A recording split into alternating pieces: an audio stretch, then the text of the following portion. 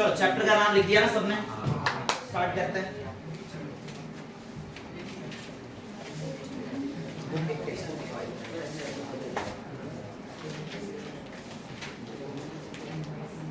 हाँ, क्वेश्चन 1 पढ़ो, क्या लिखा है? Question 1, identify the is a Pythagorean triplet. तो एक तुमको यहाँ पे क्वेश्चन ट्रिपलेट पूछा है, इजी है, इतना ज्यादा कोई टफ क्वेश्चन नहीं है। स्टार्ट करते हैं क्वेश्चन नंबर 1 से। तुमको आइडेंटिफाई करना है पाइथागोरियन ट्रिपलेट, ये है ना question. Identify with reason which of the following are Pythagorean triplet. चलो फर्स्ट क्वेश्चन से स्टार्ट करते हैं।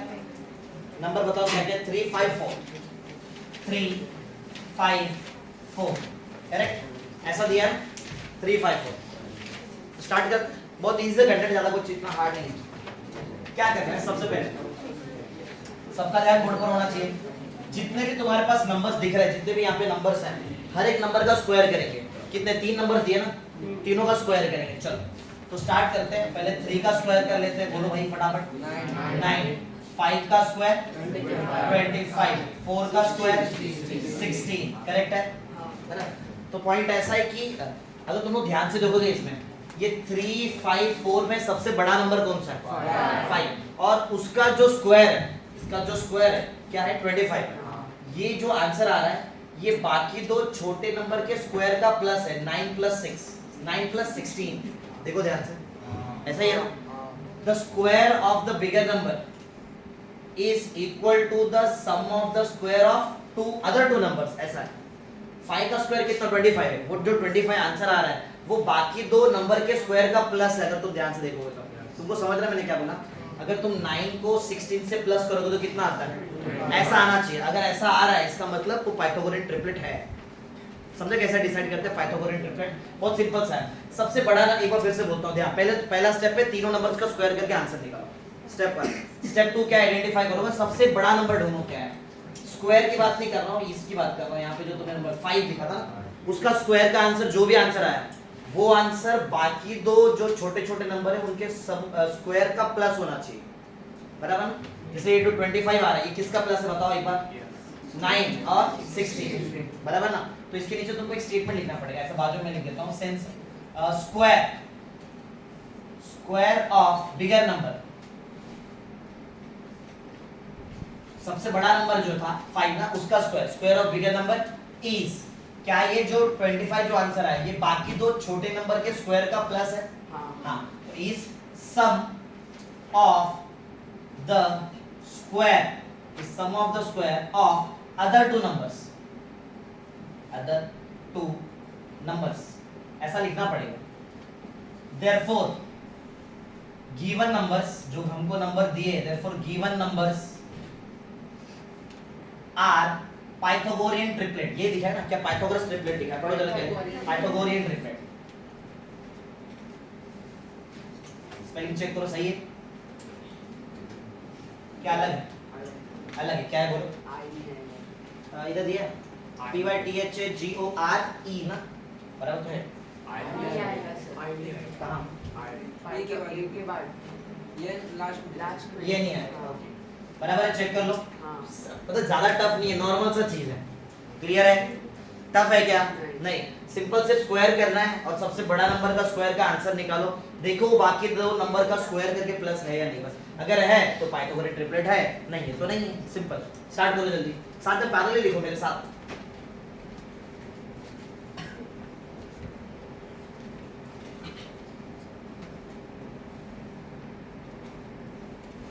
नेल्सन, वो फैन चालू करने वाला आंसर।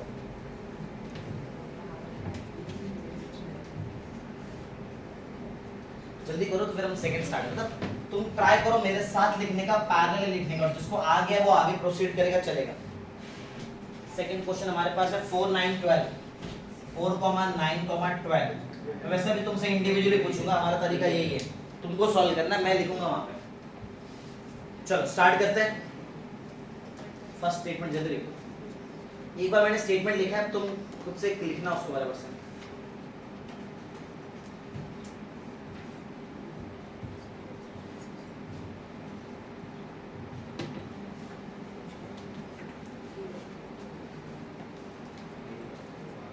क्लियर? आगे बढ़ते हैं। हुआ सबका लिखकर? हाँ, अब आगे स्टेटमेंट वाला काम तुम्हारा रहेगा, स्टेटमेंट तुमको करना है, मैं फटाफट सॉल्व करूंगा उसको। चलो स्टार्ट करते हैं। नेक्स्ट इंडिविजुअली सॉल्व करेंगे, सबको आंसर देना है। स्टार्ट करते हैं, नेल्सन से स्टार्ट करते हैं, फिर आगे आगे ऐसा। नेल्सन स्टार्ट करते हैं, बोल नेल्सन। पहले क्या करूँ मैं? फर्स्ट है जैसे यहाँ पे 3 5 4 लिखा था, तो मैंने हर एक इंडिविजुअल नंबर का स्क्वायर किया ना। हाँ, किसका 4 का स्क्वायर कर लो, करेक्ट। बोल आंसर मत, अरे जिसको बोला सिर्फ वही बोलेगा और किसी का नाम आवाज नहीं आएगा। 16 बाजू में। मयंक नेक्स्ट। नहीं पूरा बोल, पूरा ऐसा कैसे? 9 का स्क्वायर। हाँ, 9 square is equal to 81, correct. बाजू में संदेश। 12 स्क्वायर क्या? मैंने एक बात बोला, उसको समझ लो, जिसको पूछा सिर्फ वही आंसर देगा बस। 144 करेक्ट है, ऐसा ही है। उसके बाद निधि क्या करना था? स्टेप, नेक्स्ट स्टेप क्या था? आइडेंटिफाई करेंगे सबसे बड़े नंबर को। इसका जो स्क्वायर का आंसर है, क्या वो बाकी दो नंबर का स्क्वायर करके प्लस है? चेक करो।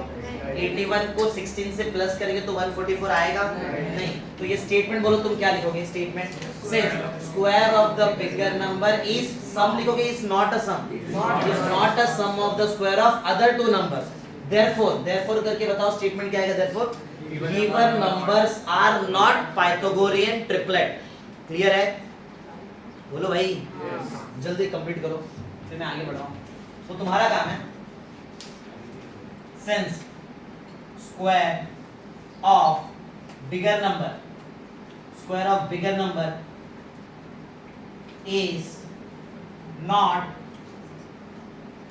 a sum, is not a sum of squares of,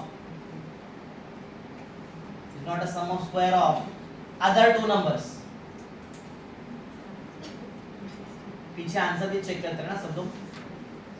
Therefore given numbers, therefore given numbers are लिखो पाइथागोरियन ट्रिपलेट या are not a Pythagorean triplet? Not नहीं बनेगा ना Pythagorean triplet. Are not a Pythagorean triplet.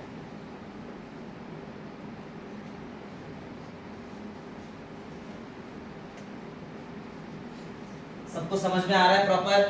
हाँ, सब लोग active रहना, एकदम अच्छे से आंसर देना।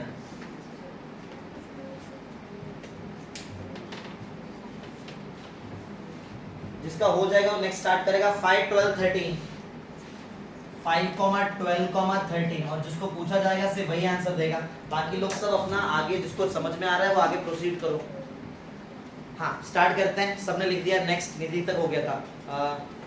सृष्टि स्टार्ट करते हैं। सृष्टि वो तीनों स्टेप बताओ मुझे फटाफट। स्क्वायर। हाँ, क्या क्या जल्दी बताओ। 5 square equals 25। 5 square is equal to 25, correct. Next 12 square equals to 144।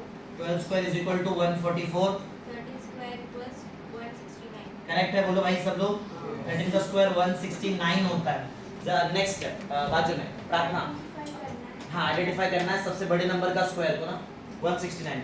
क्या ये बाकी दो नंबर के स्क्वायर का प्लस है?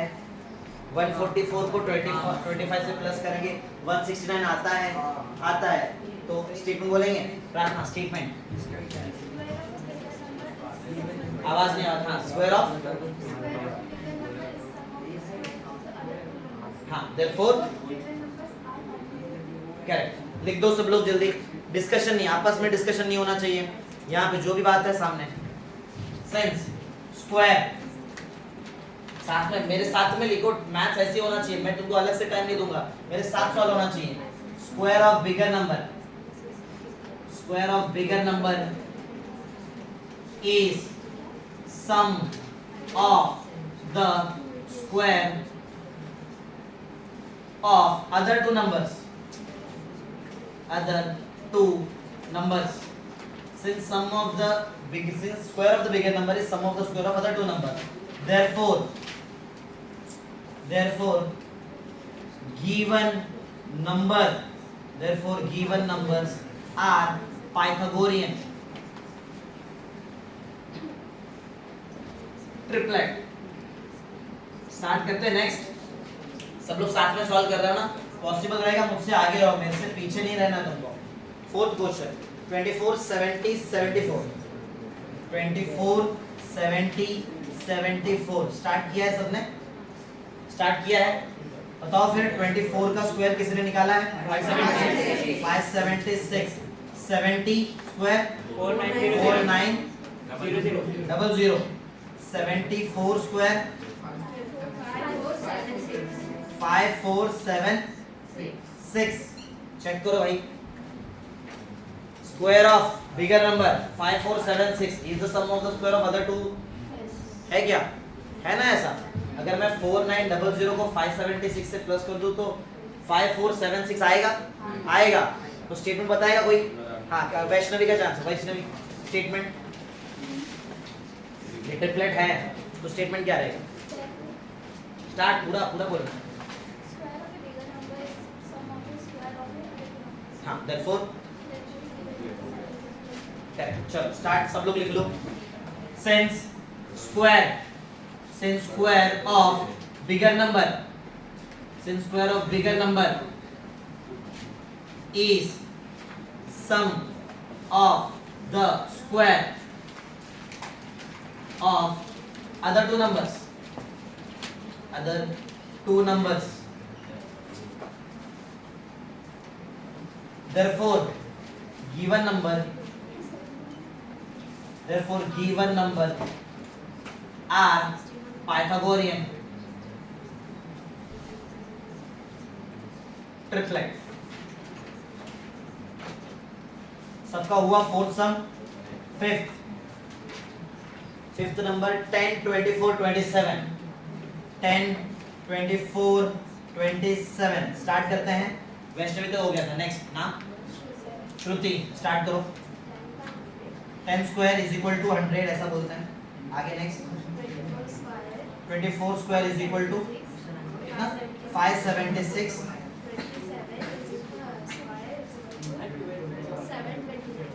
729। क्या यही आंसर सही है? चेक कर लो सबने 729 ऐसा है सबके इसमें। तो क्या बोलोगे बताओ? चेक करो पहले। Identify the square of bigger number which is 729 is not a sum of ना। सम नहीं है। क्या है? नहीं है। 576 को अगर मैं 100 से प्लस करूं तो 676 आएगा। करेक्ट ना? तो मुझे चाहिए था 729। तो स्टेटमेंट कौन बोलेगा next? Neetu statement. Square of bigger number is not a sum of square of other two number given number of another Pythagorean triplet. Correct. चलो लिख लो सब लोग। since square of bigger number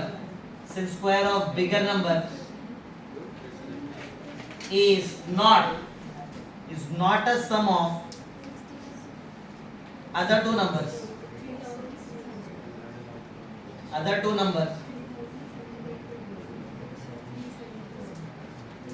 therefore given numbers are not Pythagorean triplet।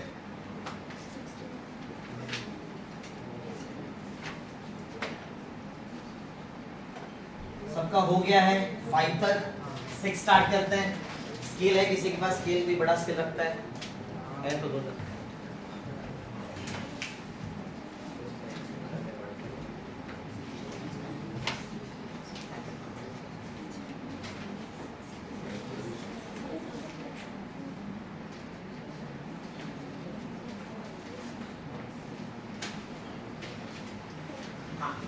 Start करते हैं new last question ना। 6 last है इसमें। 6 तुमको दे दो तुम कर लोगे। कुछ तुमको भी आना चाहिए कुछ करने के लिए।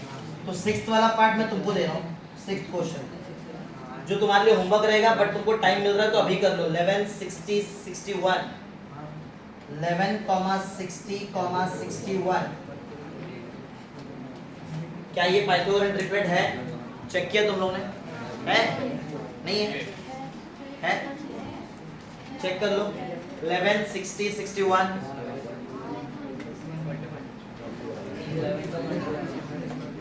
हाँ वो तुम्हारा काम है। वैसे तुम लोग कर लोगे ना। मैंने 6 में से 5 करा दिया। एक तो कर ही सकते हो तुम। ये तुम्हारे लिए एज अ होमवर्क है बट तुमको बीच में टाइम मिलता है तो तुम सॉल्व करोगे इसको अभी। चलो नेक्स्ट क्वेश्चन नंबर 2 से स्टार्ट करते हैं। क्वेश्चन नंबर 2 करते हैं स्टार्ट। क्वेश्चन 2 चल। क्वेश्चन 2 में डायग्राम दिया है तुमको। मैं डायग्राम बनाता हूँ भी हूँ अलग से। तुम्हारे पास टेक्स्ट में डायग्राम रहेगा तो ठीक है बट ट्राई करो तुम भी बनाओ डायग्राम तो क्लियर समझने का चांसेस रहेगा वहां से। ऐसा एक राइट एंगल ट्राइंगल दिया है, नेम MNP और N से Q एक परपेंडिकुलर बनाया है टू हाइपोटेन्यूज NP, ऐसा कुछ है N नहीं सॉरी NQ, ऐसा कुछ है मेरे पास, चेक करो सही यही डायग्राम है, यही डायग्राम है। हाँ अब मैं बोल जरा ध्यान से सुनो, मैं कुछ बोल रहा हूँ सुनो। सबका कंप्लीट हुआ है ना पहले ही क्वेश्चन 1, क्वेश्चन 2 पे सब लोग सब पैरेलली सॉल्व करेंगे मेरे साथ, मैं जैसा सॉल्व करूँ मेरे साथ सॉल्व करो और आंसर देते रहो। क्वेश्चन 2 इन फिगर 2.17, ये फिगर 2.17 है, टेक्स्ट बुक में दिया है, एंगल MNP इज 90 डिग्री, ये तुमको क्लियर दिया है, एंगल MNP इज 90 डिग्री ऐसा बोला है। सेगमेंट NQ, ये जो NQ जो सेगमेंट है, segment NQ is perpendicular to segment MP, ये तुमको दिखाई दे रहा है, ये जो NQ है, क्या ये NQ सेगमेंट MP सेगमेंट को 90 डिग्री पे है, परपेंडिकुलर है, करेक्ट। तो नेक्स्ट MQ का आंसर दिया है, MQ is equal to 9, MQ mean समझ में आ रहा है, ये वाला पार्ट, ये वाला पार्ट तुमको कितना दिया है 9, MQ is equal to 9, correct है, इतना दिया है तुमको, ये 9। QP भी दिया है तुमको ना, QP, Q से P इज 4, QP इज 4, ये वाला पार्ट तुमको दिया है 4, करेक्ट है इतना। बोला फाइंड NQ, NQ निकाल के दिखाओ, ये जो है ये बीच वाला NQ, इसका आंसर निकालो। स्टार्ट करते हैं, इजी सर, हाँ डायग्राम बनाएंगे ज़्यादा सही रहेगा, डायग्राम बनाओ, डायग्राम बनाओ, चलो वैसे इतना हार्ड नहीं, नॉर्मल आराम से बच जाता है। स्टार्ट करो मैं, यहाँ पे एक ट्रिक लगता है, वो कंसेप्ट का नाम है ज्योमेट्रिक मीन, बराबर। सुनो सबका ध्यान यहाँ पे होना चाहिए, ज्यादा नहीं, एक स्टेप में इसका आंसर निकाल दूंगा, एक या दो स्टेप में इसका आंसर आ जाएगा। एक स्टेटमेंट लेकिन है, जैसे यहाँ पे कुछ तुमने स्टेटमेंट बाहर किया है, यहाँ पे एक स्टेटमेंट आएगा, बराबर। ज्योमेट्री में स्टेटमेंट लिखना जरूरी है। सुनो पॉइंट ऐसा है कि ये जो NQ है, क्या ये NQ परपेंडिकुलर है टू द हाइपोटेन्यूज? ध्यान दे रहे हो सब लोग?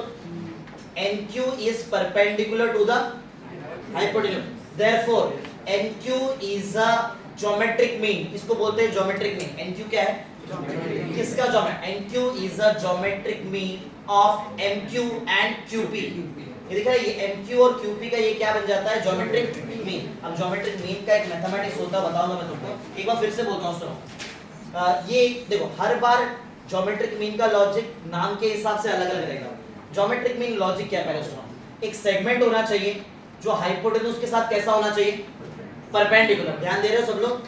हाँ, तो सेगमेंट क्या होना चाहिए? हाइपोटेन्यूज के साथ, ये पहला कंडीशन है। सेकंड कंडीशन, वो जो सेगमेंट है वो हाइपोटेन्यूज के अपोजिट वर्टेक्स को ज्वाइन करना चाहिए, ये सेकंड कंडीशन। समझ रहे हो? दो कंडीशन। पहला कंडीशन, अ सेगमेंट, एक सेगमेंट होना चाहिए which must be perpendicular to hypotenuse and whose vertex will be opposite side of hypotenuse। इसका एक वर्टेक्स हाइपोटेन्यूज का अपोजिट होना चाहिए, ये कंडीशन है, तो जाके NQ ये दो पार्ट का ज्योमेट्रिक मीन बनता है। मैं एक स्टेटमेंट बोलता हूँ, समझो, और बाकी अलग अलग डायग्राम में तुम उसको अप्लाई करना। सुनिए देखो, सेगमेंट NQ दिखाई दे रहा है, सेगमेंट NQ, इसमें सिर्फ एक स्टेटमेंट लिखना और इतने से ही आंसर आ जाएगा, शायद इतने में खत्म हो जाएगा इसका, बराबर। इसके लिए ध्यान से, segment NQ is a geometric mean of MQ and QP। तुमको समझ में आ रहा है? ये वाला जो पार्ट है ये ज्योमेट्रिक मीन किसका है? MQ का और QP का। Q भी बताना पड़ेगा because NQ is a perpendicular to, नहीं पूरा इसको बोलते क्या इसको? मतलब हाइपोटेन्यूज, बराबर ना? and it is starting from its opposite vertex, ऐसा लिखना पड़ेगा। तो मैं लिखता हूँ, जरा देखो और इसको समझो। बोलो, अब तुमको मालूम है कौन किसका ज्योमेट्रिक मीन है? बोलो सेगमेंट क्या? सेगमेंट NQ ना, segment NQ is a geometric mean. Geometric mean सब ध्यान दे रहे हो ना? ज्योमेट्रिक मीन ऑफ, बोलो भाई, दो कौन से दो चीज का?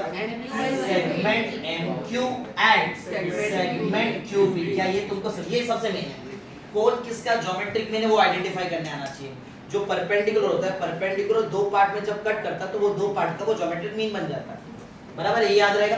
आगे बिकॉज़, या तो सिंस, बिकॉज़ बोल दो, बिकॉज़ बोलो। क्यों ऐसा हुआ? बिकॉज़ इट इज, ये क्या है? NQ क्या है? इट इज परपेंडिकुलर टू किसको? हाइपोटेन्यूज। चलेगा? शॉर्ट में लिख देता हूं, तुम प्रॉपर लिखना। Because it is perpendicular to hypotenuse and it is starting from, बोलो भाई कहां से स्टार्ट हो रहा है ये NQ? Opposite vertex. Starting from opposite, मैं शॉर्ट में तो प्रॉपर लिखना अपोजिट वर्टेक्स। बोलो इतना क्लियर है? ये इतना लिखना पड़ेगा। ऐसे ज्योमेट्रिक मीन बहुत बार अलग अलग ज्योमेट्रिक मीन आएगा, याद रहेगा, इतना टफ नहीं है। Segment NQ is the geometric mean of, क्या था बताओ, NQ and QP, because it is perpendicular to hypotenuse and it is starting from opposite vertex, simple point, याद रहेगा। चलो अब ज्योमेट्रिक मीन का फॉर्मूला बताता हूँ। बोलो कौन ज्योमेट्रिक मीन है? NQ। तो तुम NQ का स्क्वायर कर दो, करेक्ट है, बराबर है। अब ये NQ किसका ज्योमेट्रिक मीन था बताओ? MQ ना, MQ, और उसको मल्टीप्लाई कर दो दूसरा, और कौन था? QP। समझ में आ रहा है क्या रहेगा मैथमेटिक्स? समझा? Geometric square of geometric mean is equal to वो जिसका ज्योमेट्रिक मीन है उसका प्रोडक्ट। क्लियर? चलो वैल्यू डालो। क्या तुम्हारे पास NQ है? वही तो निकालना है NQ। ठीक है, तो NQ square is equal to, NQ बताओ, NQ कितना है? 9 into QP 4, 9 into 4 36। तो NQ square of NQ square is equal to 36 and NQ is equal to √36 which is equal to, वैसे प्लस माइनस दोनों आता है ना, रूट का आंसर तो दो आंसर आता है, प्लस और माइनस। हम माइनस ले नहीं सकते because distance can not be negative. Distance negative कैसे हो सकता है? इसलिए तुमको यहाँ पे क्या लिखना पड़ेगा सर?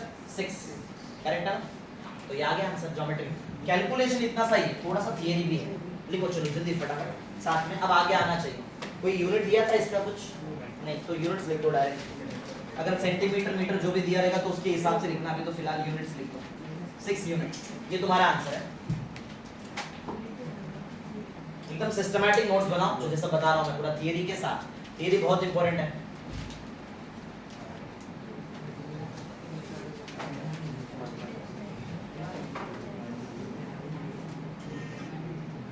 फटाफट कंप्लीट कर लो।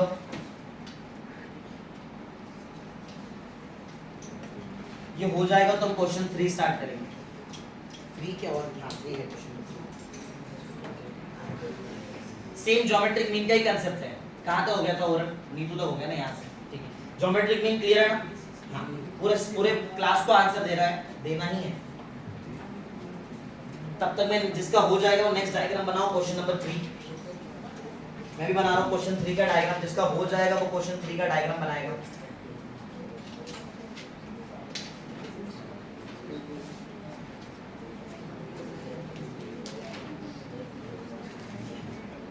PQMR, PQMR, स्टार्ट जल्दी। PQMR,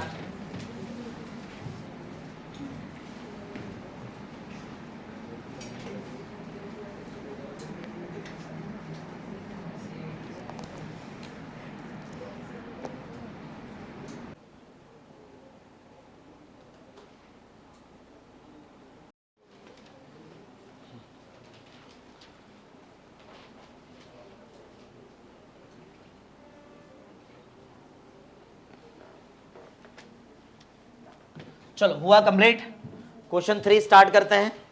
चलो भाई क्वेश्चन 3, तो क्वेश्चन 3 से स्टार्ट करते हैं और पढ़ते हैं क्या क्वेश्चन में क्या क्या दिया है। चलो सुनो सब लोग ध्यान से। इन फिगर 2.18, ये टेक्स्ट बुक में फिगर इसका नाम है 2.18। Angle QPR is 90 degree. Angle QPR 90 degree दिया है तो तुम 90 डिग्री बना लो वहां पर, 90 degree. segment PM is perpendicular to segment QR, segment PM is perpendicular to segment QR, वो मैंने बनाया already. And Q dash M dash R, Q dash M dash R means ये कोलिनियर है, एक ही लाइन में है, वो दिख रहा भी है, इसमें कोई अलग बात नहीं है। PM is 10, value of PM is 10, तुमको ये 10 दिया है, PM का वैल्यू 10 दिया है। QM इज 8, QM का वैल्यू 8 दिया है। फाइंड QR, ओके तुमको QR फाइंड करने बोला, दिखाई दे रहा है ये फाइंड QR, लेकिन तुमको इतना तो मालूम है QR तब मिलेगा जब तुम्हारे पास क्या रहेगा, MR। अगर MR है QM plus MR is QR, तो मेरा मेन मोटो है हम लोग फाइंड करेंगे MR। करेक्ट, स्टार्ट करते हैं। चलो तो जरा कंसेप्ट पे ध्यान सब लोग का। यहाँ पर PM परपेंडिकुलर है हाइपोटेन्यूज को, ध्यान दे रहे हो यहाँ पे, सब लोग का ध्यान यहाँ पे। सिंस PM, जैसे मैंने यहाँ पे कैसा स्टेटमेंट लिखा है, ऐसा तुम ट्राई कर सकते हो इधर। बोलो क्या है बताओ, सिंस जैसे NQ था वैसे यहाँ पे कौन है, PM। Since segment PM is a geometric mean of segment QM and MR because ये तो सेम रहेगा, इसमें कोई चेंज है, because it is a perpendicular to hypotenuse and it is starting from opposite vertex, ये तो सेम है। तो यहां तक लिखना है, ये तो स्टेट, ये खुद तुम्हारा काम है ये, बराबर है। मुझे मैथमेटिक्स बताओ, चलो एक मिनट कहां तक आ गए थे? हाँ, नाम ऐश्वर्या, हाँ स्टार्ट। अच्छे से, मिसिंग है कुछ? पीएम स्क्वायर, करेक्ट ना? एक मिनट, यहाँ स्टेटमेंट लिखना है, सबको स्टेटमेंट लिखना है, मैं भी लिखूंगा यहाँ पे, तुम भी लिखना। हाँ, PM square is equal to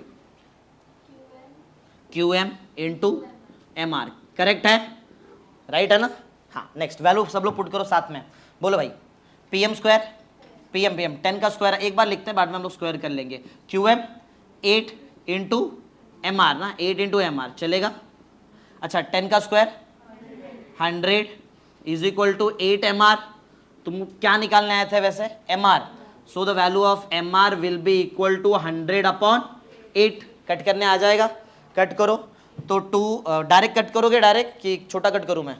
छोटे नंबर से कर लेते हैं, चलो 2 से कट कर लेते हैं, 4 से कर लेते हैं। 4 2 जा 4, 25 जा, 25 का हाफ 12.5, सही है? सही ना? हो गया। एम आर ना 25/2 12.5, करेक्ट निकाला मैंने आंसर। नहीं समझ रहे? गलत हुआ। 4 2 जा 8 ना, 4 25 जा, बराबर तो है, करेक्ट। नहीं पीछे नहीं, अभी तो मैं एम आर निकाला हूँ, पीछे तो 12.5 प्लस 8 रहेगा, 20.5 रहेगा पीछे। तो पीछे क्या दिया है? पीछे तो 25, ये तो मैंने एम आर निकाला है, क्वेश्चन में क्यू आर पूछा है तुमको, समझ रहे? ये नहीं समझा 12.5 कैसे आया? 25/2 मीन्स हाफ ना, 25 का हाफ कितना होता है? 12.5 होता है, बराबर। तो ये मैंने एम आर निकाला है, बट मुझे एक चीज और करना है यहाँ पे। Therefore Q R will be equal to, जरा क्यू आर बताओ, Q R will be equal to, बोलो सब लोग, क्यू आर, ध्यान इधर, पहले लिखना पड़ेगा क्या है। Q R is equal to Q M ना, Q M plus M R, हाँ, which is Q M, value of Q M is 8 and the value of M R is 12.5, the sum of 8 and 12.5 इज 20.5 units, correct? सही है ना? जरा check कर लो पीछे answer, गलत तो नहीं आया? देखो तो यही है, चेक करो एक बार भाई, क्योंकि पॉइंट आ गया इस बार।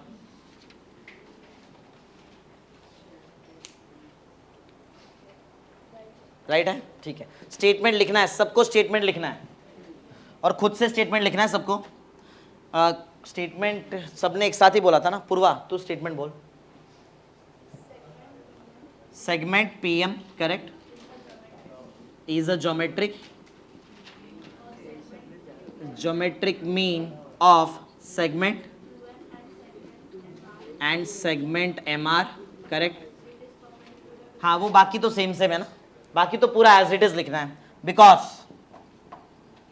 It is perpendicular to hypotenuse. तुम HYP नहीं लिखना, तुम प्रॉपर लिखना, because it is perpendicular to hypotenuse and it is starting from opposite vertex. ऐसा है, लिख दो जल्दी, फिर हम आगे बढ़ते हैं।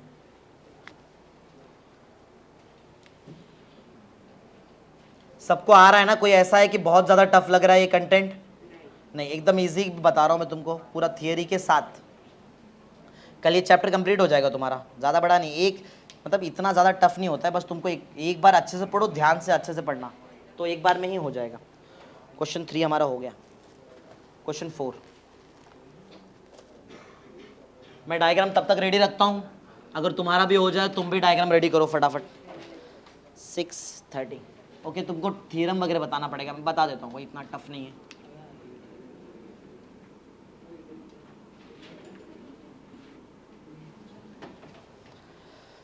RSP,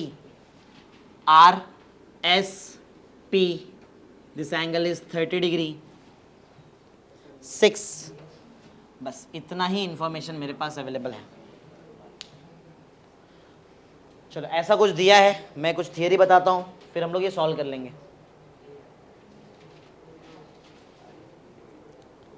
चलो भाई, हुआ है सबका कंप्लीट?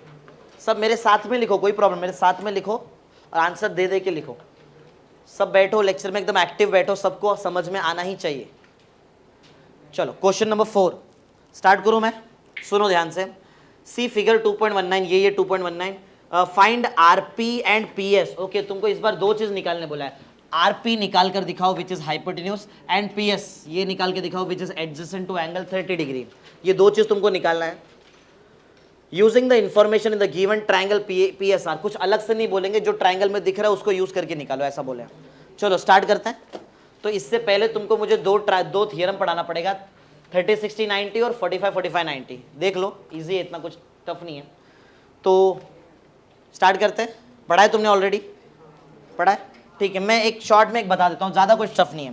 ये बैग ज़रा इधर रखो ना, इधर, या तो उधर उधर रख दो, अभी उधर मेरा काम नहीं है, उधर पास कर दो बैग को उधर। हाँ, तो सबका ध्यान यहाँ पर 30 डिग्री, 60 डिग्री, 90 डिग्री, बराबर। ये कॉम्बिनेशन है, कुछ एक नाम भी दे देता हूँ मैं, ABC, ABC। सिर्फ दो नहीं, टोटल हाँ 3 स्टेटमेंट बताऊंगा। अगर वो 3 स्टेटमेंट आ गया तो लाइन से 3-4 सम तो हमारे ऐसे आ जाएंगे। सब लोग का ध्यान है? हाँ ध्यान दो, अभी बॉयज में यहाँ पे आ रहे हैं हम लोग, सब लोग एक्टिव रहो। हाँ, वो कौन सा थियरम बताने जा रहा हूँ मैं तुमको, 30 60 90। ये एक पॉसिबल केस है ट्राइंगल में। चेक करो, sum of the angle of triangle 180 हो रहा है, हो रहा है ना। 30 + 60 = 90, 90 + 90 = 180, बराबर है। ओके, तो पॉइंट ऐसा है कि तुमको 2 स्टेटमेंट बोलता हूँ, उसको बाय हार्ट कर लो। सुनो, मेरे को पहले क्वेश्चन का आंसर दो। मेरा क्वेश्चन है साइड अपोजिट टू 30 डिग्री, दिखाई दे रहा है? 30 डिग्री के अपोजिट वाला साइड दिखा। साइड अपोजिट टू 30 क्या है? AB। तुमको साइड अपोजिट टू 30 पहचानने आएगा? साइड अपोजिट टू 30 दिखाई दे रहा है? अभी फिलहाल हम लोग यहाँ पे, फिर वहां पे बाद में जाएंगे, पहले ये देख लो। तुमको side opposite to 30 degree identify करने आएगा। नाम बताओ। AB। सेकेंड, मुझे बताओ side opposite to 60 degree, BC। याद रहेगा, ये 2 चीज आइडेंटिफाई करने आना चाहिए, साइड अपोजिट टू 30 डिग्री और साइड अपोजिट टू 60 डिग्री। अच्छा, हाइपोटेन्यूज बताओ। Hypotenuse largest side of a triangle. Triangle का सबसे बड़े साइड को हम लोग क्या बोलते हैं? हाइपोटेन्यूज। ये है ना हाइपोटेन्यूज।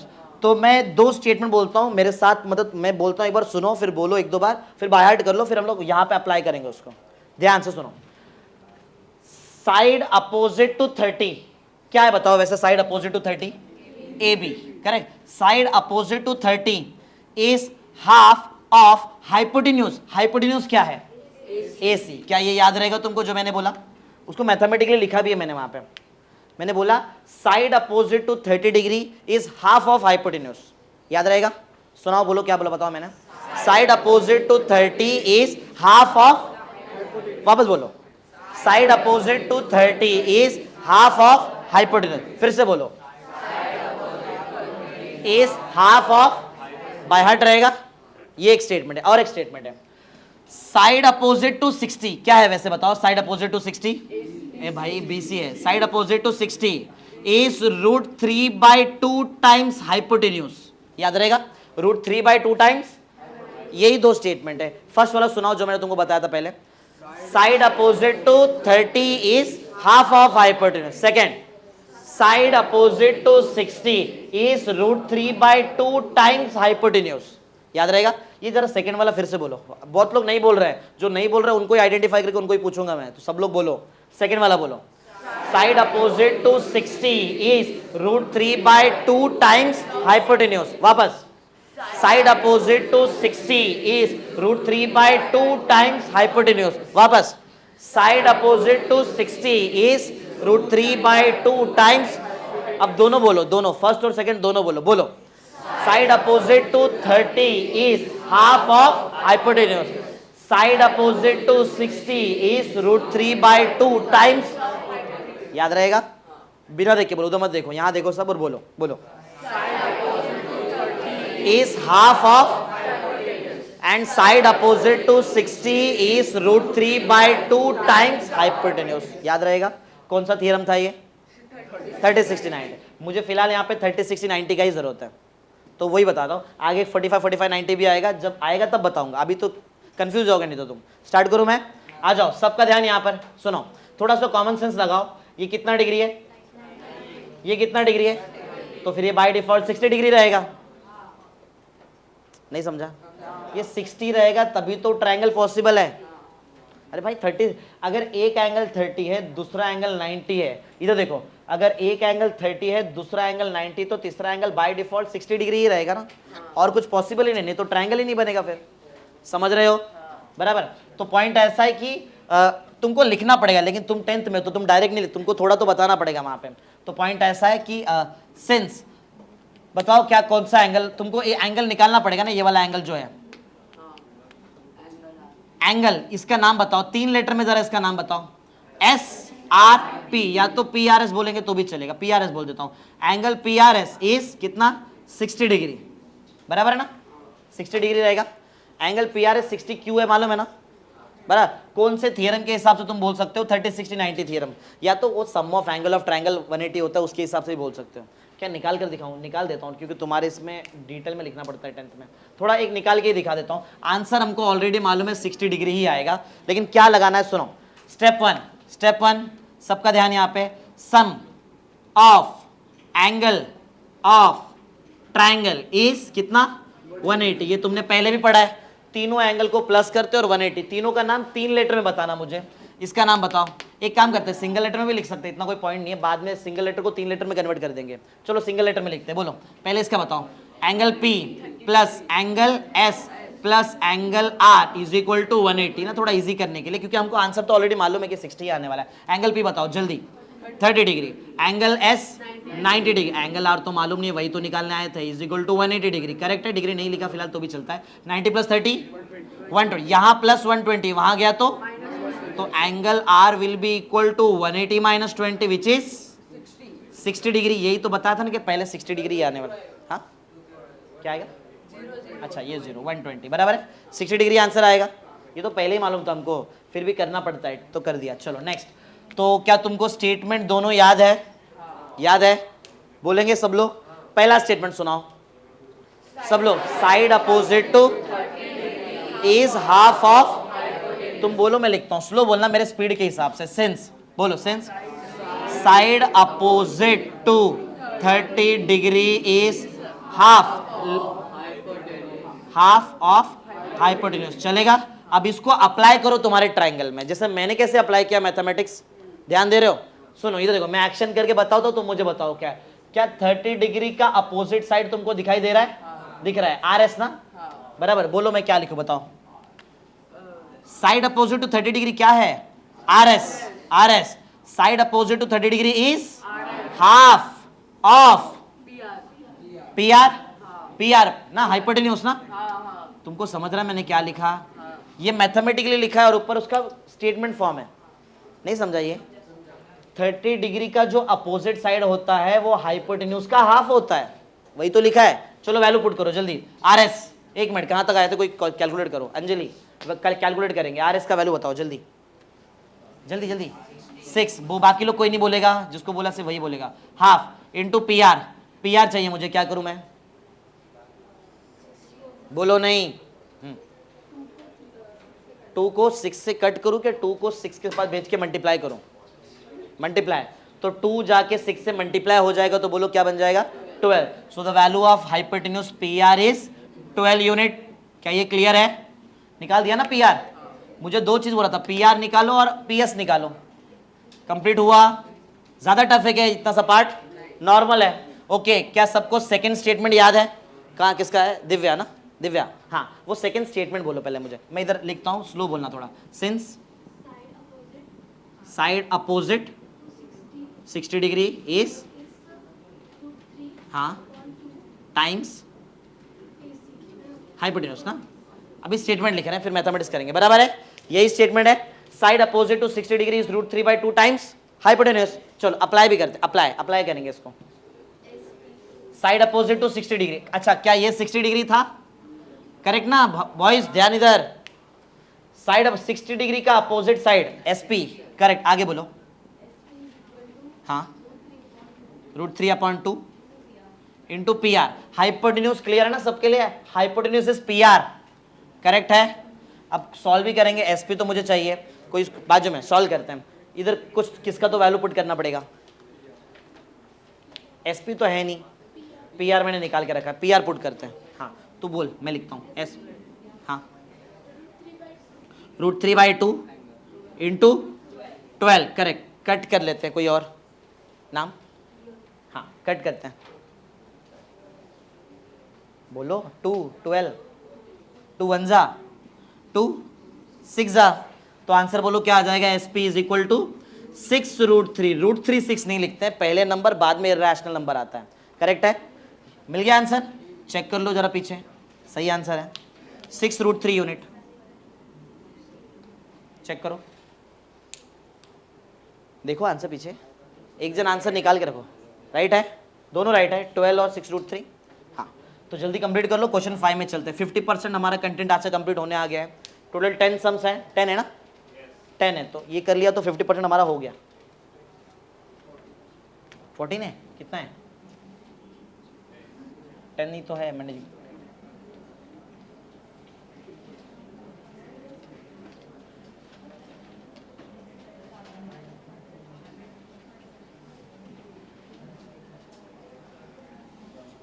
क्वेश्चन 5 एक्टिविटी बेस्ड है। ओके ठीक है, आ गया 45 बता देता हूँ, कोई प्रॉब्लम नहीं।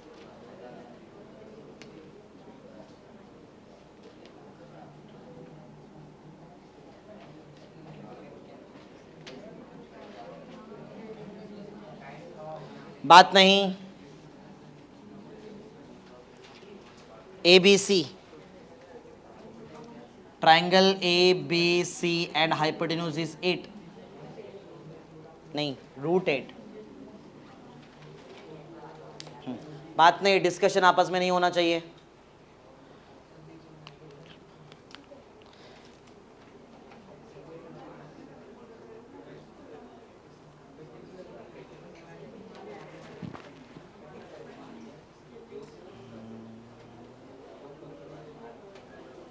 मैं इसको सम बेस्ड सॉल्व कराऊंगा, तुम उसमें एक्टिविटी देख लो। पूरा एक्टिविटी मींस पूरा सम ही सॉल्व करा देता हूं मैं।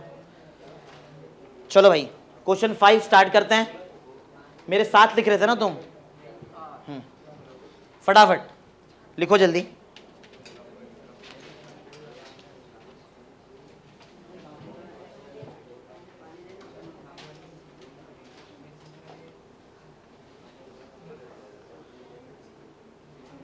कंप्लीट, जिसका हो जाएगा हम 45 90 ट्राइंगल का थोड़ा थ्योरम पढ़ लेते हैं जल्दी। 45 90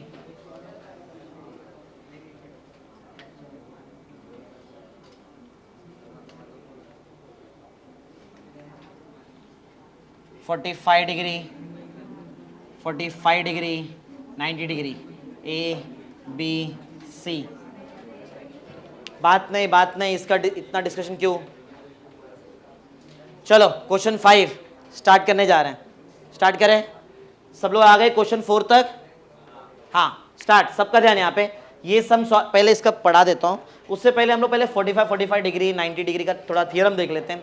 आ जाओ, सबका ध्यान यहाँ पे, सब लोग एक्टिव रहोगे, यहाँ ध्यान दोगे। सबको ये 2 स्टेटमेंट याद है? सुनाओ, सब लोग का आवाज आना चाहिए। Statement 1, side opposite to 30 degree is half of and side opposite to 60 degree is √3/2 times. एक नया स्टेटमेंट, ये कौन सा थ्योरम पढ़ा रहा हूं मैं तुमको? 45 90, इसका एक ही स्टेटमेंट है, इसमें 2 नहीं, इसमें एक ही स्टेटमेंट। सबका ध्यान यहाँ पे, आगे ध्यान इधर। साइड अपोजिट टू 45 डिग्री दिखाई दे रहा है?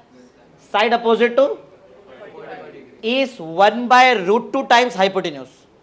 बताओ साइड अपोजिट टू 45 क्या अपोजिट वाला साइड क्या है? हाँ, side opposite to 45 is 1/√2 times hypotenuse. क्या है हाइपोटेन्यूज?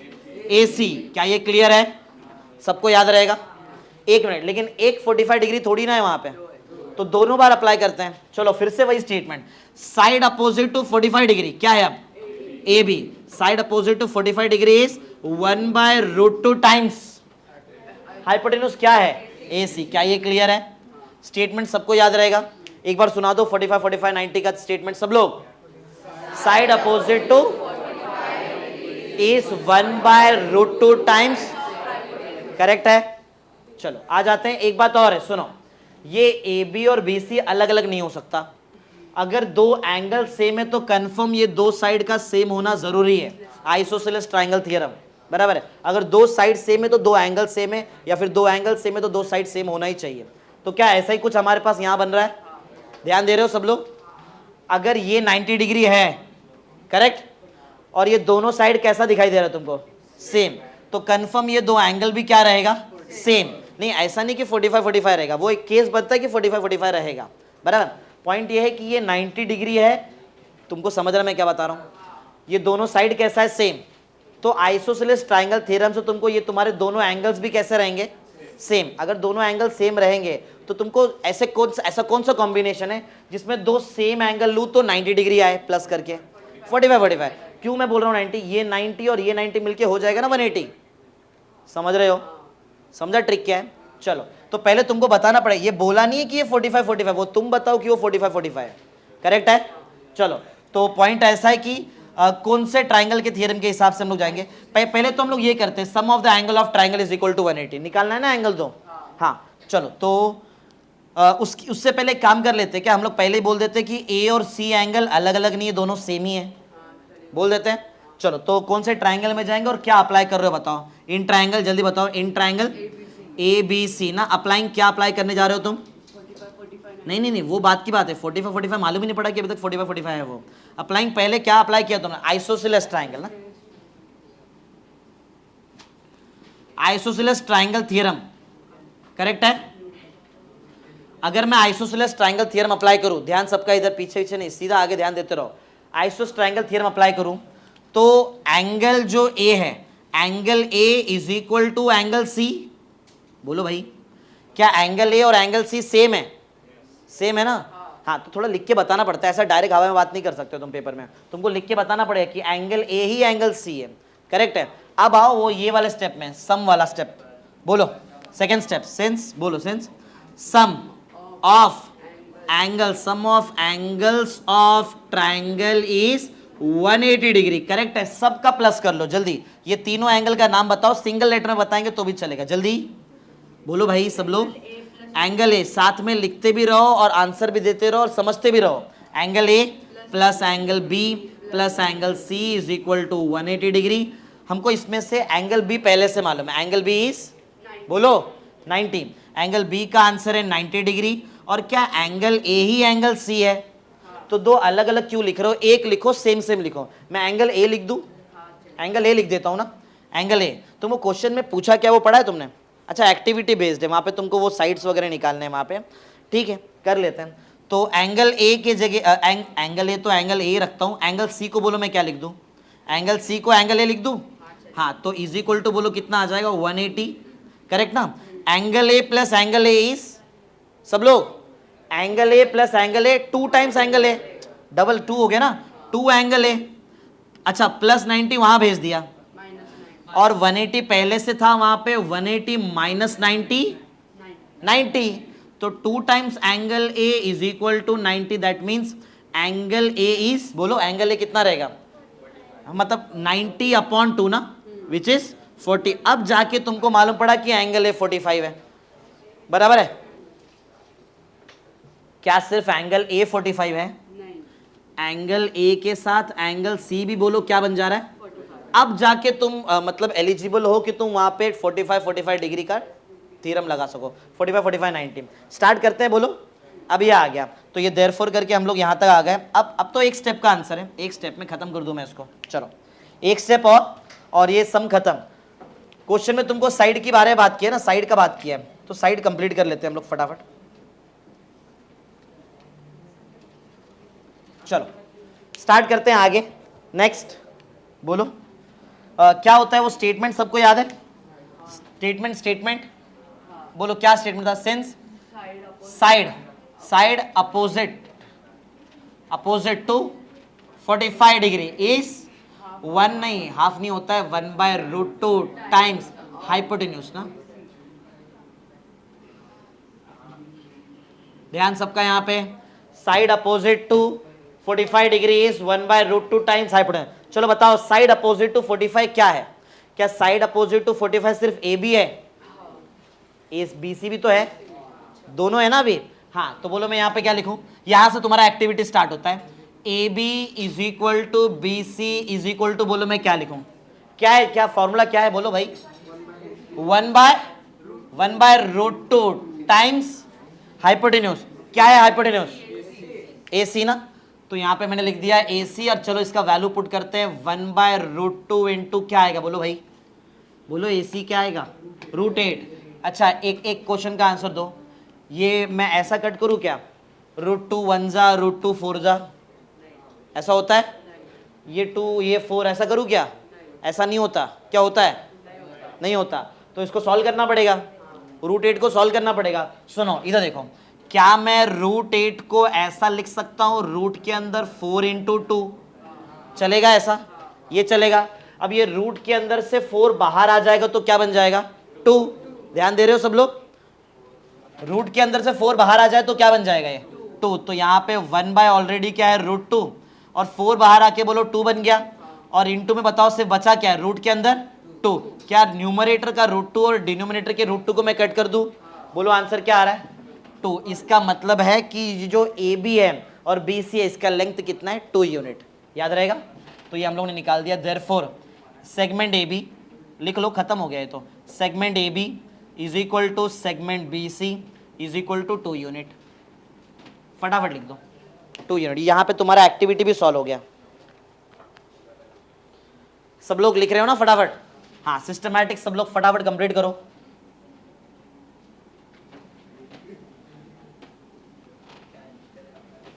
ये था हमारा question number 5। Find the side and the perimeter of square whose diagonals are इतना। ठीक है, स्क्वायर के बारे में क्वेश्चन है। अब थोड़ा सा स्पीड बढ़ाता हूं। क्वेश्चन नंबर 6,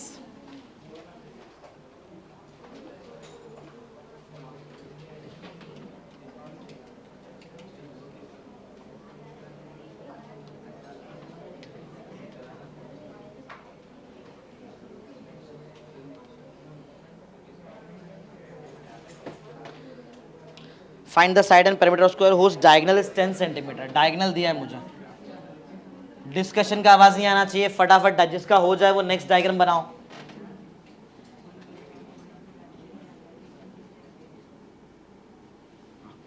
जल्दी चलो भाई, क्वेश्चन 6 पे आ गए। हमारा 50% कंटेंट आज का हो गया है, और जितना इतना किया इतना और कर देंगे तो चैप्टर खत्म, मतलब एक्सरसाइज खत्म, और कल ये चैप्टर भी खत्म। 2 ही एक्सरसाइज है, एक एक्सरसाइज एक दिन समझ के चलो। 2 प्रैक्टिस सेट सबने बराबर चेक किया ना? 2 ही प्रैक्टिस सेट है, ठीक है। आदर्श लेक्चर में ध्यान होना चाहिए। हाँ, स्टार्ट करते हैं क्वेश्चन 6। सुनो क्वेश्चन में क्या बोला है, सुनो। क्वेश्चन बोला है find the perimeter and side. तुमको साइड निकालना है और पेरीमीटर निकालना है, और क्वेश्चन में बोला है find side and perimeter of a square. ये जो ज्योमेट्री है ये क्या है? स्क्वायर। अगर ये स्क्वायर है तो तुमको मालूम है इसके हर एक साइड सेम होता है, sides of square are same ना, और इक्वल, ये तुमने पढ़ा है। और स्क्वायर है तो तुमको ये भी मालूम है कि एंगल कितना होता है, है ना? All angles are 90 degree, correct है। अब पॉइंट ये है कि अगर ये 90 डिग्री है तो तुमको समझ में आ जाएगा कि ये जो बाकी 2 एंगल्स है वो कितने कितने रहेंगे? 45। अगर मैं प्रॉपर ट्राइंगल बनाऊं तो 45, लेकिन तुमको प्रूफ करना पड़ेगा ऐसा। ये दिख रहा है इतना पार्ट लिख के फिर हम लोग सॉल्व कर देंगे। समझ रहे हो मैं क्या बोल रहा हूँ? ये लिखना ही पड़ेगा, तुमको प्रूफ करना पड़ेगा ना कि पहले वो 45 उसके बाद सॉल्व कर सकते हैं। समझ रहे हैं ना? चलो तो कोई भी एक ट्राइंगल में चलो और फटाफट उसको सॉल्व कर लेते हैं। ऐसा यही चलते हैं ABC में। अरे पूरा का पूरा कंटेंट ही सेम लग रहा है यहाँ पे तो। सुनो मैं बोलता हूँ क्या करना है, सुनो। देखो हम लोग फिलहाल जाएंगे ABC ट्राइंगल में। दिख रहा है ABC, जैसे यहाँ पे लिखा है इन ट्राइंगल ABC, और वही करेंगे अप्लाइंग आइसोसेलेस ट्राइंगल थ्योरम। इससे ये मालूम पड़ जाएगा कि एंगल A जो है, अब यहाँ पे एंगल A तो प्रॉपर एंगल A नहीं बोल सकते इसको, तुमको 3 लेटर में नाम देना पड़ेगा इसको, बराबर है? तुम्हारे स्कूल में ऐसा अलग से बताया 45 डिग्री की डायरेक्ट सॉल्व कराया है? हाँ, डायरेक्ट सॉल्व कर रहे हैं। हाँ, स्टार्ट ही नहीं हुआ है, ठीक है।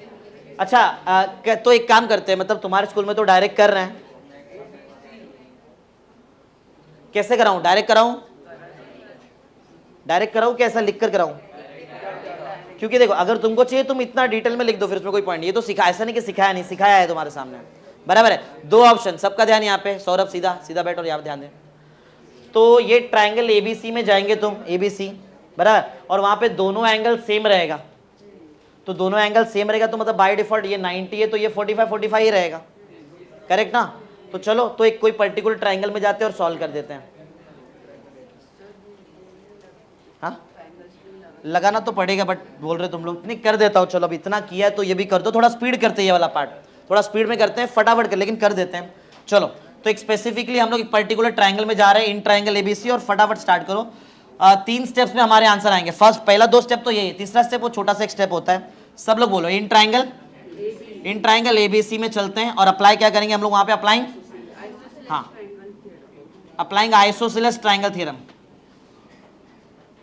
Isosceles triangle theorem. चलो सब बताओ जल्दी जल्दी क्या होता है आइसोसेलेस ट्राइंगल थ्योरम, क्या अप्लाई करोगे बताओ?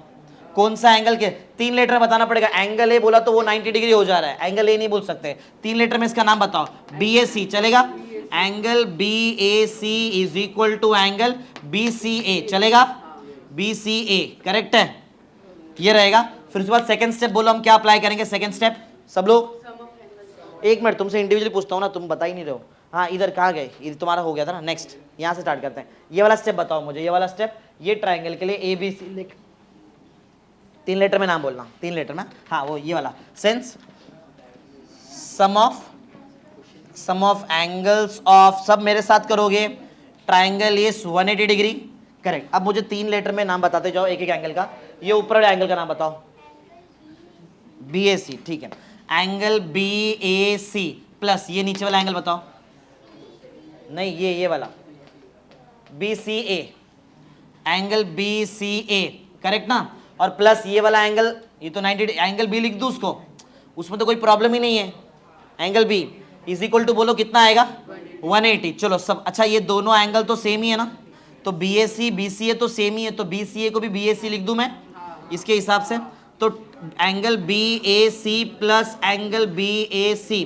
अच्छा एंगल B का आंसर दो सब लोग, एंगल B कितना है?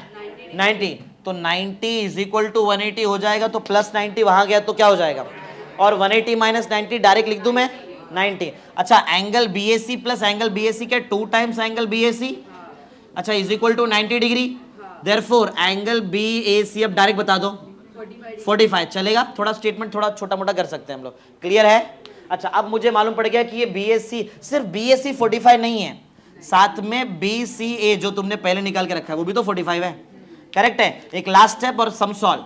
लास्ट स्टेप, क्या 2 एंगल्स तुम्हारे 45 बन रहे हैं और एक एंगल 90 है, तो कौन सा थ्योरम अप्लाई करूं मैं? 45। तुम्हारा काम है, क्या नाम है? भक्ति, हाँ वो स्टेटमेंट बताओ, वो 45 90 का जो मैंने बोला था। हाँ एक मिनट, साइड अपोजिट टू, एक minute, side opposite to 45 degree is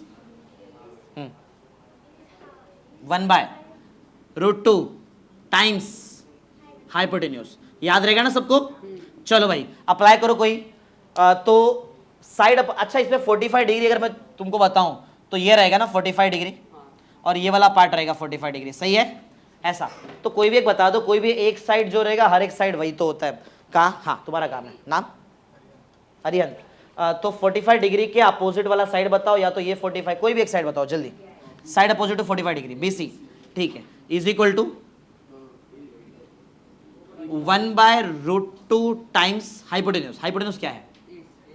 AC है ना, करेक्ट है भाई? चलो अब वैल्यू डालेंगे, वैल्यू जीतू, वैल्यू BC तो हमको चाहिए, ये 1/√2 एज इट इज है, ये वाला 1/√2 एज इट इज है, तो AC का वैल्यू पुट करेगा, वैल्यू ऑफ AC 10।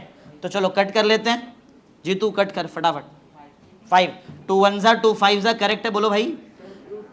अच्छा सॉरी √2 था, एक मिनट गलत हो गया, फिर ये कट नहीं हो पाएगा, तो 2 था, ये तो √2 है, √2 इंटू यहाँ पे क्या दिया है 10। अब सुनो 10 को क्या करना पड़ेगा तुमको, 10 को रूट के फॉर्म में लिखेंगे तो जाके सॉल्व होता है। एक काम करते हैं, सुनो, क्या मैं अभी ये पहली बार में यहाँ पे फर्स्ट टाइम ना, कट तो यहाँ पे नहीं करता हूँ, आगे करता हूँ। ये 1/√2 है, ध्यान से सुनो मैं क्या बोल रहा हूँ। 10 को क्या मैं लिखूँ 5 इंटू 2, सबका ध्यान यहाँ पे, क्या मैं 10 को लिख दूँ 5 इंटू 2, करेक्ट है? क्या मैं 2 को लिखूँ √2 इंटू √2, चलेगा? ऐसा क्यों लिखा? जिससे मेरा ऊपर का न्यूमरेटर का एक √2 डिनोमिनेटर के एक √2 से कट हो जाता है, इसके लिखा। तो तुम्हारा आंसर क्या आ गया 5√2, करेक्ट ना? हाँ तो बताओ BC का आंसर बोलो कितना मिल गया तुमको? नहीं समझा मैंने क्या लिखा? कोई भी नंबर को लिख सकते हैं हम लोग root of that same number, 2 root आना चाहिए, लेकिन जैसे x को तुम लिख सकते हो √x इंटू √x, वैसे ही मैंने 2 को लिख दिया √2 इंटू √2, एक √2 कट हो गया ना, इससे बेनिफिट ही है ना, समझा कैसे किया? नहीं तो बहुत बड़ा कैलकुलेशन हो जाता। बोलो क्लियर है? आ जाओ चलो बोलो, बीसी का आंसर कितना मिला तुमको? क्या बीसी साइड है? साइड है ना भाई, साइड है स्क्वायर का, तो साइड तो मिल गया। साइड के साथ क्वेश्चन में और क्या बोला था? पेरीमीटर। पेरीमीटर नाम सुना है? पेरीमीटर का डेफिनेशन क्या होता है? सम ऑफ ऑल साइड्स। कितने साइड्स हैं? तो 4 बार उसको प्लस करना पड़ेगा, तो इसका मतलब है 4 टाइम्स बीसी। नहीं समझा? अगर ये एक समझो, ये वाला पार्ट, ये वाला पार्ट, ये चारों साइड तो सेम है ना, तो 4 से मल्टीप्लाई करेंगे। समझ रहे हो ना? ट्राइंगल होता और तीनों साइड सेम होता तो 3 से मल्टीप्लाई करते हैं। क्लियर है? सेम होना चाहिए लेकिन। चलो तो बीसी का वैल्यू है तुम्हारे पास ऑलरेडी है ना यार, 5√2। तो चलो पुट कर लेते हैं यहाँ पे। सो the value of perimeter is 4 × 5√2 which is, बोलो भाई, 20√2 यूनिट। जरा चेक करो पीछे आंसर, क्या 5√2 और 20√2 आंसर दिया है या कुछ अलग है? 5√2 और 20√2 ऐसा 2 आंसर मुझे आया है। चेक किया? 5√2 20√2 सही है। चलो 6 क्वेश्चंस हमारे हो गए, 4 क्वेश्चंस और रह गए, हमारा एक्सरसाइज कंप्लीट, आज का टारगेट कंप्लीट। 5√2 और 20√2 करेक्ट है। तुम छोटे मोटे कैलकुलेशंस मेरे याद रखो, जैसे मैं 2 को लिख देता हूँ √2 × √2, कुछ बड़े नंबर से कट कर देता हूँ, हाफ डायरेक्ट कर देता हूँ, ये सब चीज़ आएगा तो बहुत ईजी पड़ जाएगा। जल्दी सब लोग फटाफट करेंगे। बॉयज़ में ऑलमोस्ट आ गए यहाँ सब, तुम्हारा काम यहाँ पे तुमको आंसर देना, तुम एक्टिव हो जाओ एकदम। क्वेश्चन नंबर 7, क्वेश्चन 7 इधर है ना,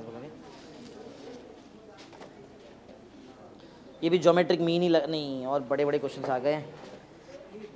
ठीक है बनाते हैं, जिसका हो जाएगा वो मेरे साथ डायग्राम बनाएगा।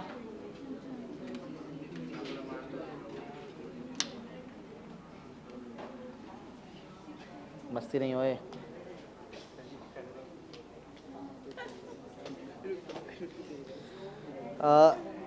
EFD, EFD, और यहाँ एक परपेंडिकुलर बना दिया है, ज्योमेट्रिक मीन जैसा लगने का चांसेस तो है, देखते हैं, बट उसको नाम दिया है FG और इसको दिया है 12 और ये 8।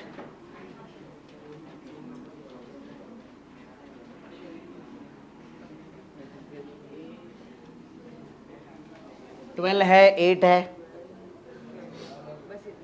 बस यही है। फाइंड, बहुत सारे पैरामीटर्स फाइंड करें। DFE का आंसर 90 डिग्री दिया है, DFE करेक्ट, ये 90 डिग्री है, ये क्वेश्चन में ही दिया है। DFE is 90 degree. FG is perpendicular to ED, वो दिख रहा है। If GD is 8, FG is 12, find EG FD। EG निकालना है, EG FD, EG FD और EF, 3 बड़े बड़े काम दिए यहाँ पे। ठीक है हम स्टार्ट करते हैं। EG कहाँ दिख रहा है? EG, FD, FD भी मिल जाएगा, EF। ठीक है चलो सबने लिख दिया है क्वेश्चंस, डायग्राम रेडी होना चाहिए, स्टार्ट करते हैं। बड़ा क्वेश्चन है, थोड़ा फास्ट करेंगे। मैं ये रब कर दूं, सबको याद है ना ये चीज? Side opposite to 30 is half of hypotenuse और 60 √3/2 टाइम्स हाइपोटेन्यूज। सेम ऐसे 45 का 1/√2 टाइम्स हाइपोटेन्यूज। चलो स्टार्ट करते हैं। जरा ध्यान से देखो ये ट्राइंगल को, सब लोग ध्यान, इधर इधर इधर इधर। श्रुति, एक ट्राइंगल में तुमको यहाँ पे ऐसा बोला है कि पहली बात तो इसमें जरा अगर तुम ध्यान से देखोगे तुमको बहुत सारे राइट एंगल ट्राइंगल मिलेंगे। आगे इधर बोर्ड पे देखना पड़ेगा उसके लिए। कितने राइट एंगल ट्राइंगल से गिनो? 3 है, 3। एक देखो यहाँ पे एक मिडिल साइज का है, मीडियम साइज का, एक सबसे छोटा राइट एंगल ट्राइंगल है और एक सबसे बड़ा राइट एंगल ट्राइंगल है। इसलिए 3 पैरामीटर पूछा है। अब पाइथागोरस थ्योरम तो सबको आता रहेगा, पीछे लास्ट बेंच आता रहेगा। हाँ तो एक एक ट्राइंगल में जाते हैं, एक एक बार इतना है कि कंफर्म 3 बार पाइथागोरस लगाना है। 3 बार पाइथागोरस लगाएंगे, तीनों आंसर मिल जाएगा। स्टार्ट करते हैं। चलो तो सबसे छोटा ट्राइंगल पहले लेते हैं, ध्यान दे रहे हो सब लोग? ये 12, 8 और ये वाला लेते हैं, FD वाला, तो इससे मुझे डायरेक्ट FD मिल जाएगा। स्टार्ट करते हैं। तो बताओ मैं पहले कौन से ट्राइंगल में जाऊं? सब लोग मस्ती नहीं, ध्यान इधर बोलो। इन ट्राइंगल, कहां तक आ गए थे? जीतू तक हो गया था। नेक्स्ट यश, छोटा ट्राइंगल सबसे, इन ट्राइंगल, या तो अप्लाइंग डायरेक्ट लिखता हूं मैं, अप्लाइंग पाइथागोरस। जल्दी, अप्लाइंग पाइथागोरस थ्योरम। एक मिनट, हाँ, applying Pythagoras theorem in triangle. Triangle बताओ कौन से ट्राइंगल में जाएगा? एफ जी डी, डी था वो, in triangle F G D. सब लोग ध्यान दे रहे हो? एफ जी डी में जाते हैं और क्या अप्लाई करेंगे वहां पे? पाइथागोरस। जिसको आता है वो खुद से अप्लाई करो, जिसको नहीं आता है वो बोर्ड पे ध्यान दो, बराबर। चलो स्टार्ट करते हैं और कोई आंसर देगा। हाँ नैतिक, हाइपोटेन्यूज का स्क्वायर क्या है? हाइपोटेन्यूज वहां पे ये एफ जी डी छोटे ट्राइंगल में हाइपोटेन्यूज क्या है? F D. F D hypotenuse है तो आता है ना एफ डी का स्क्वायर। याद है सबको? पाइथागोरस तो सबको आता रहेगा। Theorem, square of hypotenuse is equal to sum of the square of other two sides. जो सबसे बड़ा साइड है उसका स्क्वायर होता है बाकी दो साइड के स्क्वायर का प्लस। चलो स्टार्ट। हाँ आगे, F D square is equal to F G square plus G D square. क्या करेक्ट लिखा है मैंने? ये अप्लाई करने आना चाहिए सबको। पीछे ध्यान दे रहे हो? जो स्क्वायर होता है हाइपोटेन्यूज का, जो सबसे बड़े साइड का square is equal to sum of the square of other two sides. यही तो है थ्योरम, बराबर है। चलो वैल्यू पुट करते हैं। एफ डी का स्क्वायर मींस एफ डी तो हमको चाहिए ही है। एफ जी बताओ, एफ जी का वैल्यू कितना है? 12। अब डायरेक्ट कर रहा हूं क्योंकि बड़ा सम है। 12 का स्क्वायर 144 चलेगा। जी डी कितना है? 8। 8 का स्क्वायर जल्दी बोलो 64 प्लस कर लो, बोलो भाई 208। यहां पे आ गया मुझे 208। अच्छा लेकिन ये तो एफ डी के स्क्वायर का आंसर है, हमको एफ डी का स्क्वायर चाहिए, एफ डी चाहिए। तो F D will be equal to root of 208। बताओ कैसे लिखेंगे इसको फिर? 208 13 इंटू 16 करो, 16 इंटू 13 करो, जरा एक बार देखो करके देखो। 16 इंटू 13 ऐसा लग रहा है आने का चांसेस है। 16 इंटू 13 करो जरा, 16 इंटू 13 करके देखो आ रहा है? बस हो गया। फिर इधर देखो तो 208 को मैं लिख दूं 16 इंटू 13। इससे क्या बेनिफिट है? 16 रूट के बाहर आ जाएगा, क्या बन के? 4। तो बोलो तुम्हारा एफडी का आंसर तो आ गया। तो value of FD is 4 root 13। क्या ये क्लियर है? समझ में आया सबको कैसा निकाला मैंने एफडी? चलो कोई और ट्राइंगल में चलते हैं और फिर से पाइथागोरस लगाते हैं और सेकंड पैरामीटर निकालते हैं। तो ऐसा कौन से ट्राइंगल में चले बोलो अभी? ईजीएफ में जाते हैं। ईजीएफ में हमारे पास ईजी नहीं है, ईएफ भी नहीं है, गड़बड़ हो जाएगा, समझ रहे हो? लेकिन एक चीज है, ये लगाते हैं या ज्योमेट्रिक मीन? किधर गया वो? ये वाला ट्रिक ये लगाते हैं। इससे एक चीज डायरेक्ट मिल जाएगा ना मुझे। क्यों इतना बड़ा पाइथागोरस लगाओ? ज्योमेट्रिक मीन लगाओ, बोलो भाई समझ रहे हैं ना? चलो ज्योमेट्रिक ये वाला स्टेटमेंट बताओ जरा। स्टेटमेंट अप्लाई करो कोई। कहाँ कौन? अभिषेक, अभिषेक ये स्टेटमेंट अप्लाई करना है इसमें। कौन किसका ज्योमेट्रिक मीन है? सेगमेंट, ऐसा बोल, सेगमेंट। हाँ ऑफ, हाँ correct, because it is perpendicular to hypotenuse and it is starting from opposite vertex. क्या समझ में आ रहा है? ज्योमेट्रिक मीन का कंसेप्ट लगा सकते हैं वहां पे, जिससे मुझे ना क्या मिलेगा मालूम? ईजी मिल जाएगा। तुमको समझा उसने क्या बोला? हाँ एक बार फिर से बोल जरा, क्या बताया? सिंस नहीं, सेगमेंट। जल्दी start Abhishek, start. Segment GF is geometric mean.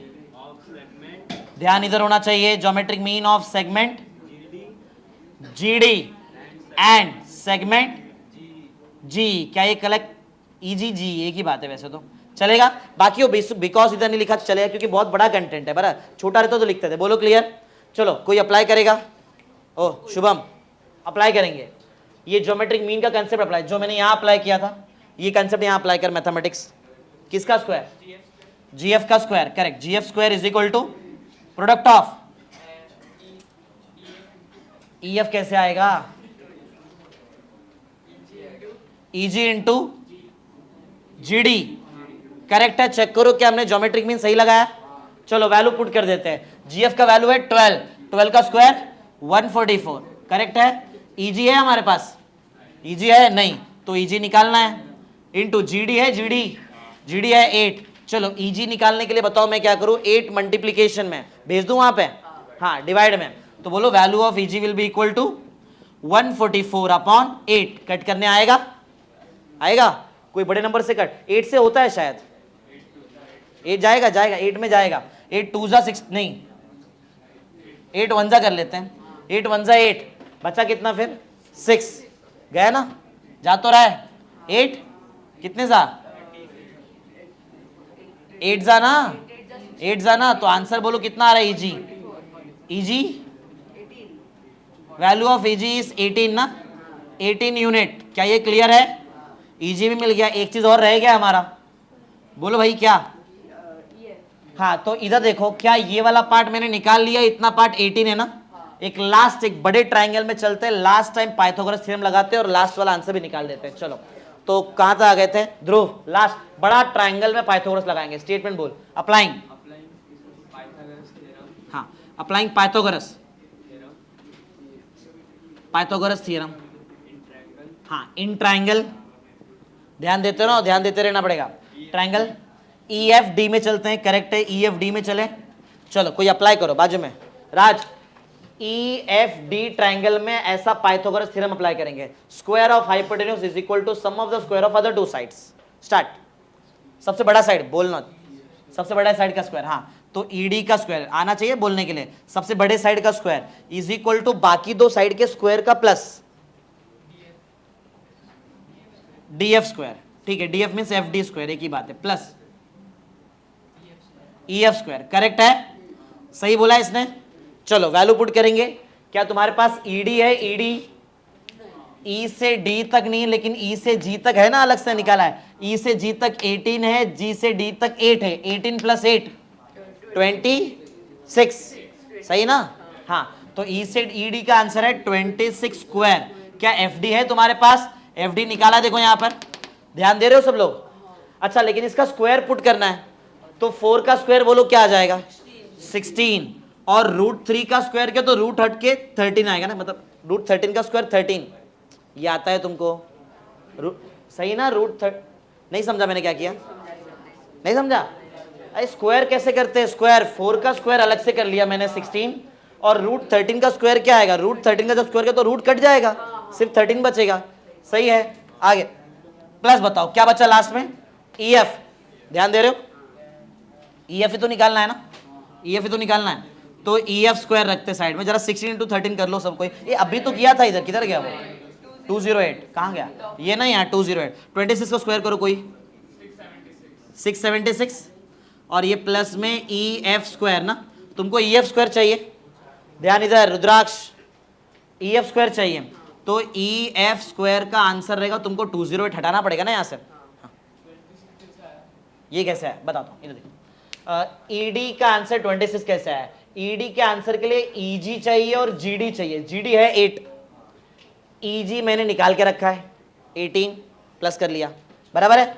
आ जाओ भाई, तो प्लस का 208 वहां भेज दू तो माइनस, जरा कोई माइनस करके बता दो, 676 में से 468 जा रहा है, ओके 468 जा रहा है, लेकिन हमको ईएफ स्क्वायर नहीं चाहिए, क्या चाहिए? ईएफ, करेक्ट है, तो ईएफ का आंसर बोलो क्या होगा? √468। अब यहां फंस गए फिर से, 16 3 पहले क्या 16 × 13 किया था, एक काम करो 36 × 13 करके देखो जरा, 36 × 13 करके देखो, ये आता है क्या नंबर? 36 × 13, ऐसा लग रहा है 6318 आने का चांसेस है। 36 × 13 करो, यही आ रहा है नंबर, देख लो भाई गलत मत बताना, यही है ना, मैंने तो ऐसी ट्राई देखा ऐसे, वही है 36 × 13 करेक्ट है, तो चलो लिख देते हैं फिर इसको, √468 कैन बी रिटन एज 36 × 13, क्या ये करेक्ट है? बोलो भाई। अगर ऐसा है तो क्या मैं √36 बाहर निकाल सकता हूं? क्या बन जाएगा 6, तो बोलो लास्ट ईएफ का आंसर भी आ गया हमारे पास 6√13 यूनिट। क्या क्लियर है सबको ये चीज? फटाफट लिख लो, तो हमारे क्वेश्चन 7 भी हो गए, 3 क्वेश्चन और आज का काम खत्म। क्वेश्चन 8, सबसे पहले पीछे आंसर चेक करो, क्या राइट निकाला है मैंने?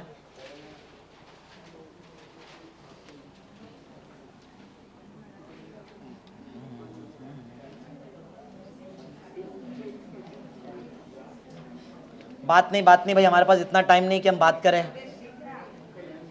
दूसरे को नहीं बोलना है, शांत। हाँ सबके बुक में होना चाहिए, देखूंगा उसके बाद ही तुमको बाहर छोड़ूंगा मैं, सबके बुक में कंटेंट होना चाहिए, जितने भी क्वेश्चन मैंने लिखा है पूरा प्रॉपर।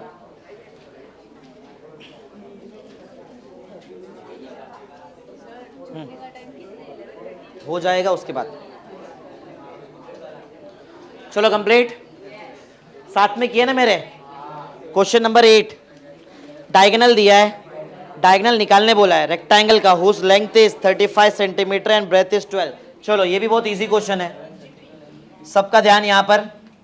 क्वेश्चन में बोला है एक ज्योमेट्री है, ज्योमेट्री का नाम है रेक्टेंगल, और बोला है कि रेक्टेंगल का लेंथ तुमको दिया है। बात ज्यादा हो रहा है बॉयज, लास्ट में जाने के टाइम याद रखना फिर। तो लेंथ तुमको दिया है, लेंथ कितना दिया है? 36 नहीं 35। लेंथ समझ में आता है ना? लेंथ मींस क्या होता है? रेक्टेंगल का जो सबसे बड़ा साइड होता है उसको लेंथ बोलते हैं, और छोटे साइड को हम क्या बोलते हैं? ब्रेथ। बोलो भाई, ब्रेथ कितना दिया है? 12 दिया है, 12 सेंटीमीटर। और बोला है कि कुछ भी करो और कैसे भी करके मुझे इसका रेक्टेंगल का डायगोनल का लेंथ बताओ। ये तो लॉजिकल पॉइंट है, ये 90 डिग्री होता है रेक्टेंगल में। कौन सा थ्योरम अप्लाई कर दूं तो आंसर आ जाए? पाइथागोरस। दो साइड ऑलरेडी मालूम है ना, तीसरा साइड तो अपने आप आ जाएगा। समझ रहे हो? हाँ तो हाँ, फटाफट इसको नाम दे दो, ABCD। चलो अप्लाई करते, डायरेक्ट अप्लाई करते हैं। तो पॉइंट ऐसा है कि अप्लाइंग, बोलो क्या क्या अप्लाई करो? हाँ, अप्लाइंग पाइथागोरस थ्योरम। सब लोग साथ में करना, पाइथागोरस थ्योरम सब साथ में करोगे तो फटाफट हो जाएगा। चलो पाइथागोरस थ्योरम सबको आता है? कोई अप्लाई करो। कहाँ तक गए थे? या तो हो गए थे। हाँ Shubham, Shubham square of hypotenuse is equal to sum of the square of other two sides, वो लिखना है मैथमेटिकली। बोलो। हाँ, सबसे बड़े साइड का स्क्वायर, यही ट्रायंगल में जाना है।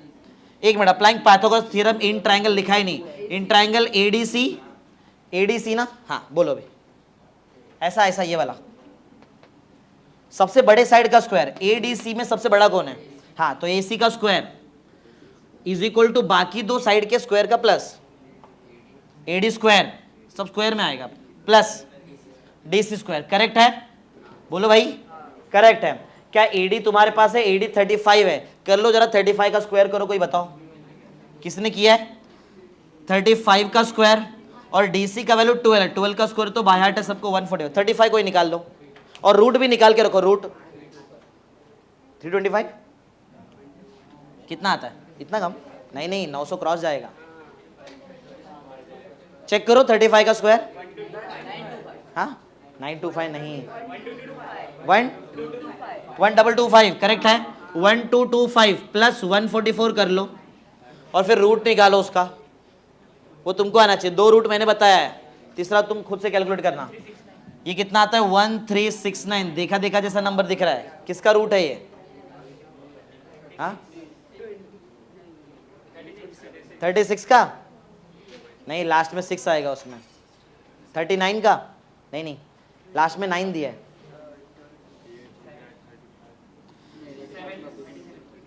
37 का हो सकता है, जरा चेक करो। AC is equal to under root of 1369। जरा 37 इंटू 37 कर लो, जरा देखो क्या आता है। यही आता है क्या? वही है 37। चेक किया सबने? एक दो जन कर लो भाई। तो डायगोनल AC इज 37 यूनिट ना, सेंटीमीटर। अच्छा, क्योंकि यूनिट में दिया है क्वेश्चन में, हमको सेंटीमीटर दिया है, तो इस बार भी यूनिट में तुम सेंटीमीटर डालना। इस बार यूनिट मत लिखो, क्योंकि आंसर दिया है ना कि यूनिट में नहीं है, सेंटीमीटर में है। 8 क्वेश्चन हो गया, 9 और 10 लास्ट खत्म। क्वेश्चन 9 क्वेश्चन 10 बराबर प्रॉपर बोर्ड का यूज हो जाएगा। क्वेश्चन 9 10 के 10 सम्स हो जाएंगे इस पर। क्वेश्चन 9 10 बड़ा दिख रहा है, लेकिन ठीक है करते हैं। ट्रायंगल दिया है, राइट एंगल ट्रायंगल, जल्दी जल्दी बनाओ। चलो मेरे साथ। हाँ 1 मिनट रुक जाओ बस।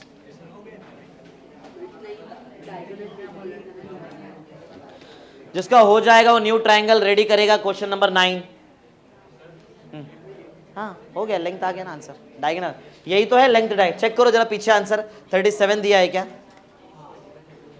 पीछे आंसर 37 है क्या? चेक कर लो। बात नहीं ज्यादा।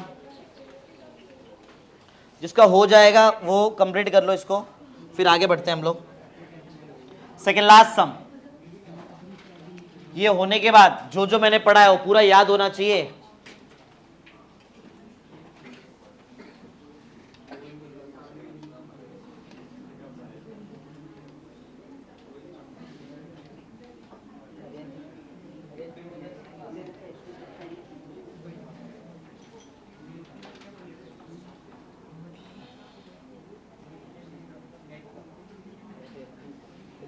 Question number 9 in figure 2.22 m is a mid point, m mid point है, मैंने m बना दिया already, of Q R, angle P R Q is 90 degree. Okay, angle P R Q नाम दिया है पी आर एंड क्यू, ये दिया है 90 degree, angle P R Q is 90 degree. Prove that P Q square, एक prove that बोला है, मैं यहां लिखता हूं और इसको प्रूव करेंगे हम लोग। Prove that P Q square is equal to 4 P M square minus 3 P R square. ये शो दैट है, शो दैट बोलो, प्रूव दैट बोलो, तुम्हारी मर्जी।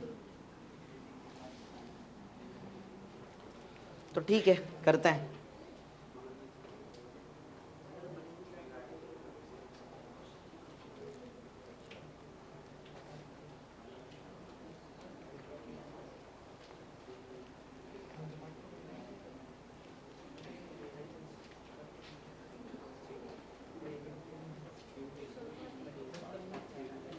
चलो स्टार्ट करते हैं। हाँ, तो एक ट्राइंगल है, कुछ भी इंफॉर्मेशन यहां प्रोवाइडेड नहीं है, सिर्फ 2 ही पॉइंट बोला है। ऐसा बोला है m is a mid point, mid point है, मिड पॉइंट का मतलब समझ में आता है? मिड पॉइंट का मतलब है rm ही mq है, rm और mq का लेंथ सेम है। वैसे यहां पे दिख नहीं रहा है आदर्श, तो रुकना, जाने के टाइम पूछूंगा, देखो अच्छे से, इधर देख, rm और mq ये दोनों का लेंथ बोलो कैसा है? सेम। ये कैसे मालूम पड़ा कि दोनों का लेंथ सेम है? मिड पॉइंट बोल दिया, मींस मिडल में, मिडल से लेफ्ट साइड का लेंथ, मिडल से राइट साइड का लेंथ सेम होता है। करेक्ट है ये दोनों? हाँ, और कुछ नहीं। और बोला यहाँ पे एक 90 डिग्री है। स्टेप बोलता हूँ, जैसा मैं बोलता हूँ वैसा स्टेप फॉलो करो, दो स्टेप में आंसर आने का चांसेस है। ध्यान सबका यहाँ पे। छोटे ट्राइंगल में चलते हैं और पाइथागोरस थ्योरम अप्लाई करते हैं। बताओ छोटा ट्राइंगल कहाँ था, आ गए थे हम लोग, यहाँ तो हो गया था। हाँ, नाम पंकज। छोटा ट्राइंगल, अप्लाइंग पाइथागोरस, सोच के रखो, applying Pythagoras theorem in triangle PRM. Check कर लो सब लोग, क्या पीआरएम एक छोटा ट्राइंगल है? ध्यान है सबका इधर, सब लोग एक्टिव रहो। चलो पीआरएम में चलते हैं और क्या अप्लाई करते हैं? पाइथागोरस। कोई और? ये तो इसने आंसर दे दिया बाजू में। हाँ, पाइथागोरस थ्योरम अप्लाई करने आता है। सबसे बड़े साइड का स्क्वायर होता है बाकी दो साइड के स्क्वायर का प्लस, बराबर है? बोलो। हाँ, क्या हुआ? हाँ, क्या हुआ? हाँ बोलो, किधर थे? स्टार्ट। सबसे बड़ा साइड कौन सा है? पी आर एम में सबसे बड़ा साइड कौन सा है? पी आर कैसे हो सकता है? पी आर ये इधर है, पर बड़ा साइड पी एम दिख रहा है ना, पी एम का स्क्वायर आएगा। P M square is equal to, बाकी दो साइड का स्क्वायर करो। बोलो, बाकी है इधर, वो उसको बोलना दो सिर्फ। हाँ, नाम क्या है? विजय ट्राई करना है। सबसे बड़े साइड का स्क्वायर हो गया, इज इक्वल टू बाकी दो साइड का स्क्वायर करके प्लस होना चाहिए। बाकी दो साइड कौन सा है? एक तो पी आर है, तो यहां पे आएगा पी आर का स्क्वायर प्लस दूसरा कौन सा है? आर एम, तो यहां पे आएगा आर एम का स्क्वायर। क्या ये क्लियर है? करेक्ट है ना? तो पी एम का square is equal to P R square plus R M square, ये हमारे पास आ गया, ये आ गया। अब चलते बड़े ट्राइंगल में, और वहां पे जो भी जरूरत पड़ा इसका उठा के वहां पुट कर देंगे, ऐसा कुछ नया चीज तो नहीं है। आर एम शायद पुट करना पड़े, आर एम अभी निकाल लेता हूं। बोलो, इसमें किसी को कंफ्यूजन है क्या? नहीं। तो आर एम निकालते बाजू से। जरा मुझे आर एम स्क्वायर का वैल्यू बताओ, value of R M square. अगर मुझे आर एम स्क्वायर चाहिए तो प्लस का पी आर स्क्वायर वहां भेजना पड़ेगा। तो बोलो क्या बन जाएगा? उधर ऑलरेडी कौन है? P M square. समझ रहे हो क्या चल रहा है? ये यहां ऑलरेडी पी एम स्क्वायर है, प्लस पी आर स्क्वायर वहां गया तो minus of P R square. क्या ये करेक्ट लिखा है? मैंने चेक करो जरा, सही लिखा ना? R M square is equal to P M square minus P R square, correct लिखा है, एकदम सही है, बराबर है। चलो, तो ये तो बात हुई आर एम स्क्वायर की, आर एम स्क्वायर रेडी है। अब हो गया खत्म, इसको इक्वेशन 1 बना के रुका देते हैं यहाँ पे। अब चलते बड़े ट्राइंगल में। कोई और? नेक्स्ट, चलो भाई बताओ कोई और। बड़ा ट्राइंगल में चलते, पाइथागोरस लगाते। कहाँ पे? वैसे हमको निकालना क्या, पी क्यू स्क्वायर में ही चाहिए। कहाँ तक आ गए थे? हाँ सही, बड़ा ट्राइंगल, वही अप्लाइंग पाइथागोरस थ्योरम में इन ट्राइंगल, अरे बोलने दो, बड़ा triangle P R Q, P R Q, correct. बाजू में पाइथागोरस थ्योरम लगाएंगे, सबसे बड़े साइड का स्क्वायर इज इक्वल टू बाकी दो साइड का स्क्वायर करके प्लस होना चाहिए, बराबर है? बोलो, correct. P Q square is equal to बाकी दो साइड, पहला साइड क्या रहेगा? Correct, P R square plus हाँ आर क्यू स्क्वायर। बोलो भाई करेक्ट है ये? क्या ये चीज करेक्ट है? लेकिन एक पॉइंट है, R Q can be return as R M plus M Q, लिख सकते हैं ना ऐसा। हटाओ आर क्यू हटाओ, यहां पे लिखेंगे हम लोग आर, समझ रहे हो ना कैसा है वो मिड पॉइंट वाला लॉजिक। तो यहां पे पी क्यू स्क्वायर रहेगा, कोई प्रॉब्लम नहीं है मुझे इससे, पी आर स्क्वायर से भी कोई प्रॉब्लम नहीं है। आर क्यू स्क्वायर को बोलो मैं क्या लिखूं, आर क्यू की जगह क्या लिखूं, R Q can be return as R M ना, R M plus M Q और फिर होल स्क्वायर, सही है। फिर बाद में ये मालूम पड़ता है भाई आर एम और एम क्यू अलग थोड़ी ना है, आर एम ही तो एम क्यू है, क्योंकि दोनों सेम लेंथ का है ना। तो क्या मैं फिर से एम क्यू के जगह फिर से आर एम लिख दूं, समझ रहे हो।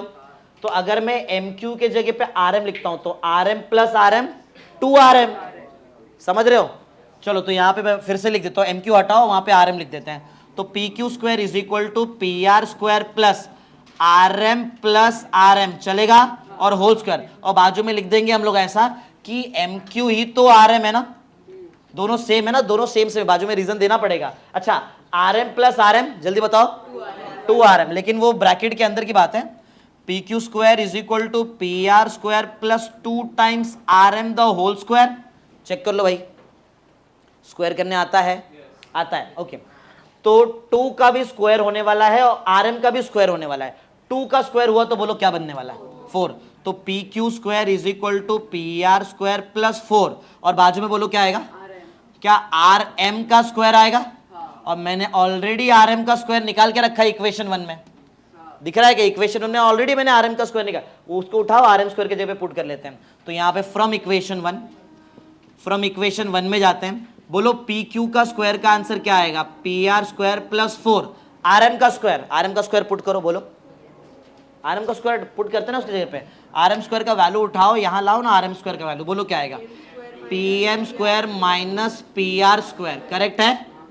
चलो ये मैंने पुट कर दिया, 4 अंदर मल्टीप्लाई करते हैं, 4 अंदर मल्टीप्लाई करना पड़ेगा, बोलो P Q square is equal to, पहले 4 मल्टीप्लाई करो, बोलो क्या आएगा, बोलो 4 किससे मल्टीप्लाई, पहले पीएम से मल्टीप्लाई होने वाला है, तो क्या बन जाएगा 4 टाइम्स पीएम का स्क्वायर, फिर 4 जाके बोलो किससे मल्टीप्लाई होएगा, पहले एक पी आर बचा भी है मेरे पास, पहले मैं इसको लिख देता हूं, तो एक पी आर स्क्वायर मैंने लिख दिया, 4 जाके माइनस पी आर स्क्वायर से मल्टीप्लाई हुआ, तो बोलो क्या -4 पी आर स्क्वायर, समझ में आ रहे हो। ये स्टार्टिंग में जरा बताओ ये कितना पी आर स्क्वायर है, 1 P R square, 1 P R square minus, एक में से अगर 4 जाता है तो -3 बचता है, सही है ना। तो ये जब दोनों जाएगा तो बोलो क्या आने वाला, बताओ final answer, P Q square is equal to 4 P M square minus 3 P R square. जरा चेक करो, वही प्रूफ करना था क्या तुमको, आ गया, समझा। ज्यादा कुछ नहीं, सिर्फ पहले से मैंने आर एम निकाल के रखा था, मुझे मालूम था कि उसका यूज तो होने ही वाला है, लास्ट में पुट कर दिया, हो गया। बोलो क्लियर है, 9 सम कर लो कंप्लीट जल्दी फटाक से, एक लास्ट सम और ये एक्सरसाइज खत्म। क्वेश्चन 10,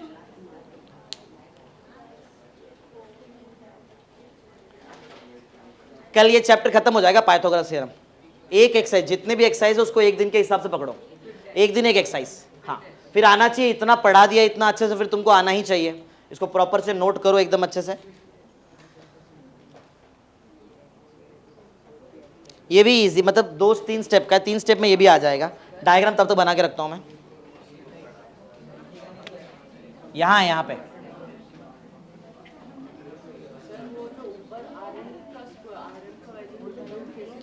ये आर एम निकालने के लिए मैंने पी आर को इधर भेज दिया, इधर प्लस पी आर था, इधर आया तो माइनस पी आर हो गया, और घुमा के लिखा उसको ऐसा।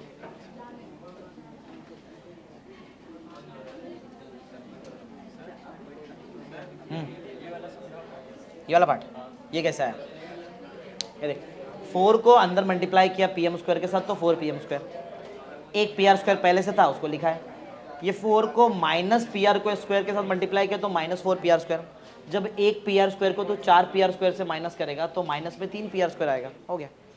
ये पी आर पे ध्यान मत दे, नंबर पे ध्यान दे, 1 - 4 तो -3 होता है, और पी आर तो लिखना ही था वहां पे।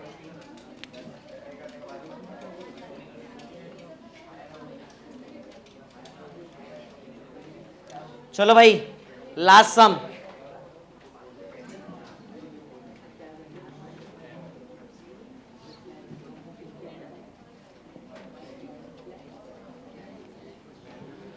जल्दी चलो क्वेश्चन पढ़ते हैं और लास्ट क्वेश्चन सॉल्व कर देते हैं। लास्ट थोड़ा स्टेटमेंट टाइप सम है लेकिन ठीक है, जो सम जितना बड़ा दिखता है वो उतना ही छोटा होता है। इधर देखो, walls of two building on either side of the street are parallel to each other, मतलब यहां एक बिल्डिंग का दीवार है और एक बिल्डिंग, जैसे ये हो गया, समझो ये एक वॉल हुआ, ये वॉल है, ये एक दूसरे बिल्डिंग का वॉल है, ये दूसरे बिल्डिंग का वॉल है, मेरे पास एक लैडर है, सीढ़ी। मैंने क्या किया, वो लैडर को मैं लैडर को ये वाले दीवार पे लगा रहा हूं, बराबर है, इस वाले दीवार पे। सुनो क्या बोला, walls of two building on either side of the street are parallel. अच्छा बीच में स्ट्रीट है, रास्ता है बीच में, दिख रहा है, ये रास्ता है, स्ट्रीट, समझ रहे हो क्या, ये क्लियर है? बीच में रास्ता है, ये साइड दूसरी बिल्डिंग का वॉल है, ये साइड दूसरी बिल्डिंग का वॉल है, दो अलग अलग बिल्डिंग के वॉल्स हैं, और मेरे पास एक लैडर है। A ladder 5.8 metre long, ladder का लेंथ दिया है 5.8 मीटर का लैडर है मेरे पास, समझ रहे हो, और यूनिट दिया है इस बार मीटर, तो मीटर में ही हम लोग लिखेंगे। 5.8 मीटर का हमारे पास एक लैडर है, लैडर हटा देता हूं, समझ लो, क्लियर ना?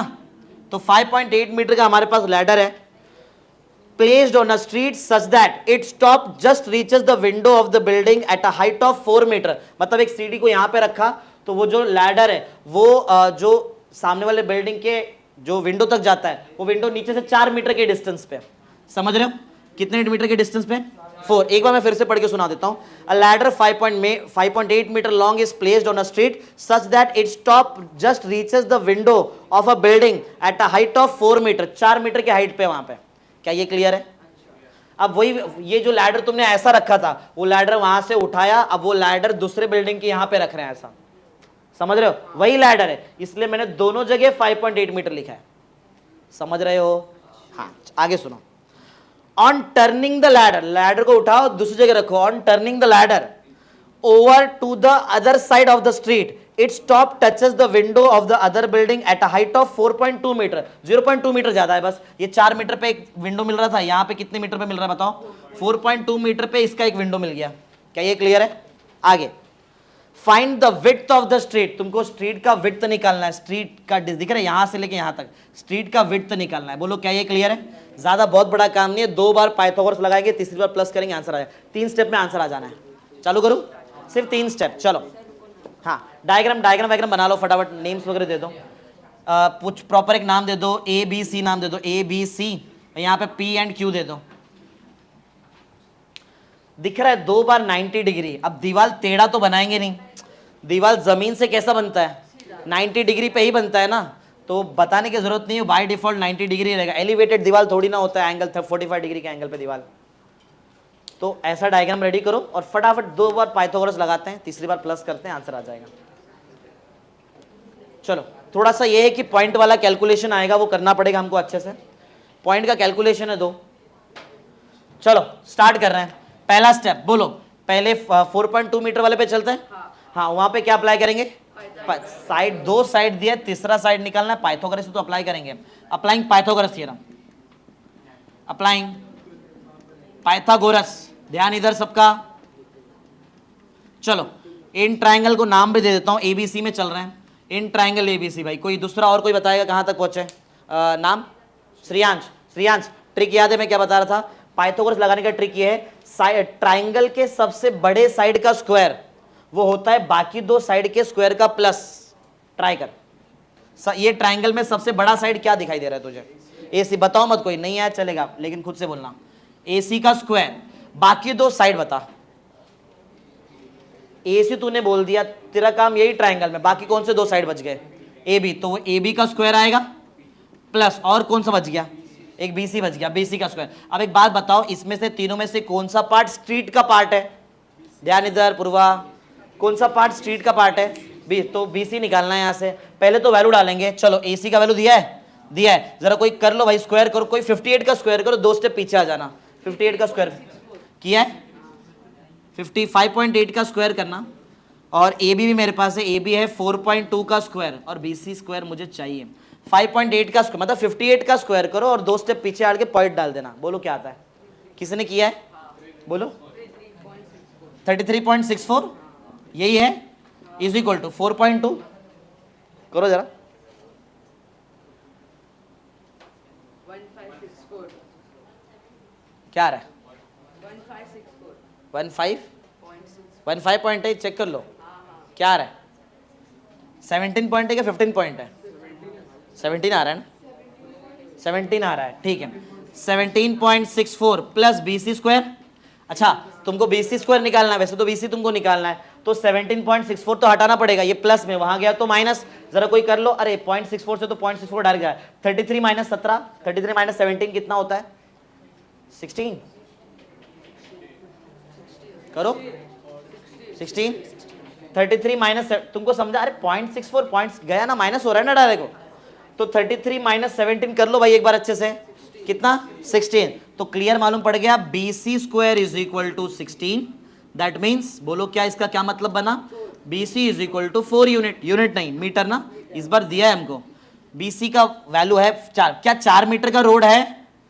नहीं, ये तो रोड का मतलब थोड़ा सा पार्ट है, एक तो BC हुआ, जरूरी नहीं कि हाफ है, कुछ भी हो सकता है, दूसरा पार्ट अलग हो सकता है, CQ निकालना पड़ेगा आपस। चलो दूसरे ट्रायंगल में चलते हैं, फिर से पाइथागोरस लगाते हैं, कोई और पीछे? प्रिंस स्टार्ट करेंगे, कहाँ बाकी है? सौरभ बाकी है, ठीक है सौरभ अप्लाइंग पाइथागोरस थ्योरम। अब दूसरे ट्रायंगल में चलते हैं, इन ट्रायंगल बता कौन से ट्रायंगल में जाके आप पाइथागोरस लगाओ, ये हो गया ट्रायंगल, ये ट्रायंगल का काम खत्म, PQC में चलते हैं, ओके, इन ट्रायंगल PQC, ठीक है, तो ये तूने बता दिया। अब पीछे प्रिंस, चलो ये ट्रायंगल में पाइथागोरस थ्योरम अप्लाई करते हैं, आएगा ना? हाँ बोल जल्दी। PC square correct is equal to PQ square correct plus CQ square, चलेगा? CQ बोलो QC बोलो, तुम्हारी मर्जी, CQ स्क्वायर चाहिए ना, वैल्यू पुट करेंगे, PC है हमारे पास, PC अरे पहले भी निकाला 5.8 का स्क्वायर, वही तो पुट कर देते, 33.64 करेक्ट है ना, इज इक्वल टू PQ है, PQ का वैल्यू 4 है, 4 का स्क्वायर कितना होता है? 16 प्लस CQ स्क्वायर, यहाँ पे नहीं आ रहा ऐसा पॉइंट, ओहो ठीक है, चलो माइनस करो, ये प्लस 6 वहां जाके माइनस हो जाएगा ना, तो कितना आएगा? 17.64 ना, CQ स्क्वायर का आंसर कितना आएगा? 33.64 को अगर तुम 16 से माइनस करते हो 17 आएगा, चेक कर रहे हो? 17.64 करेक्ट है, लेकिन ये तो पॉइंट में आ गया, हमको वैसे भी CQ स्क्वायर से मतलब नहीं है, किससे मतलब है? CQ, रूट दे दूं? बोलो CQ is equal to root of 17.64, क्या बोलते हो भाई? 4.8 है क्या? नहीं 48 का स्क्वायर देखो कितना होता है, नहीं लग तो नहीं रहा, तुम देखो, तुम सोचो और क्या क्या हो सकता है, 4 पॉइंट में ही कुछ तो आंसर आएगा, 4.4 का स्क्वायर है, 44 का है क्या? देखो जरा क्या हुआ माइक, यही किया रहेगा, थोड़ा सीधा कर दो, दिखने जैसा दिखना चाहिए, वो वाला पार्ट आना चाहिए। हाँ भाई क्या 42 में आ रहा है, ओके इधर देखो, शायद ये 4.2 का है ना, 42 इंटू 42 कर लो, या तो 4.2 इंटू 4.2 एक ही बात है, वही आ रहा है, हाँ तो इसका आंसर 4.2 आएगा, करेक्ट है ना? 42 का स्क्वायर 1764 आता है, ये 17.64 है ना, तो बोलो इसका आंसर क्या आएगा? CQ का आंसर 42 नहीं लिख सकते हम, 4.2 मीटर ना, ये हुआ CQ, लेकिन हमको चाहिए actual length of the street which is sum of the BC and CQ ना, हाँ तो स्ट्रीट का जो लेंथ होता है, last step, length of street, width of street एक ही बात है, नहीं लेंथ नहीं विड्थ ऑफ स्ट्रीट, बोलो भाई क्या लिखोगे? BC प्लस CQ, BC वाले का लेंथ है 4 और इसका है 4.2 metre, means total length of the total width of the street is 8.2 metre, जरा चेक करो पीछे आंसर, 8.2 है क्या? जरा चेक करो, 8.2 मीटर ऐसा है, 8.2 मीटर है क्या? 8.2 मीटर आ गया, 8.2 मीटर, तो ये हमारा फर्स्ट एक्सरसाइज, पूरा first practice set Pythagoras theorem complete. कल एक और कराऊंगा, खत्म हो गया चैप्टर। ज़्यादा कुछ इतना बहुत बड़ा हेडेक नहीं होता है मैथ्स में, नॉर्मल है, लेकिन ये इस पर तुमको बहुत ज़्यादा हार्डवर्क करना है, मेरा काम सिखाना है, तुम्हारा काम इस पर हार्डवर्क करके उसको कैसे भी करके क्लियर करना है।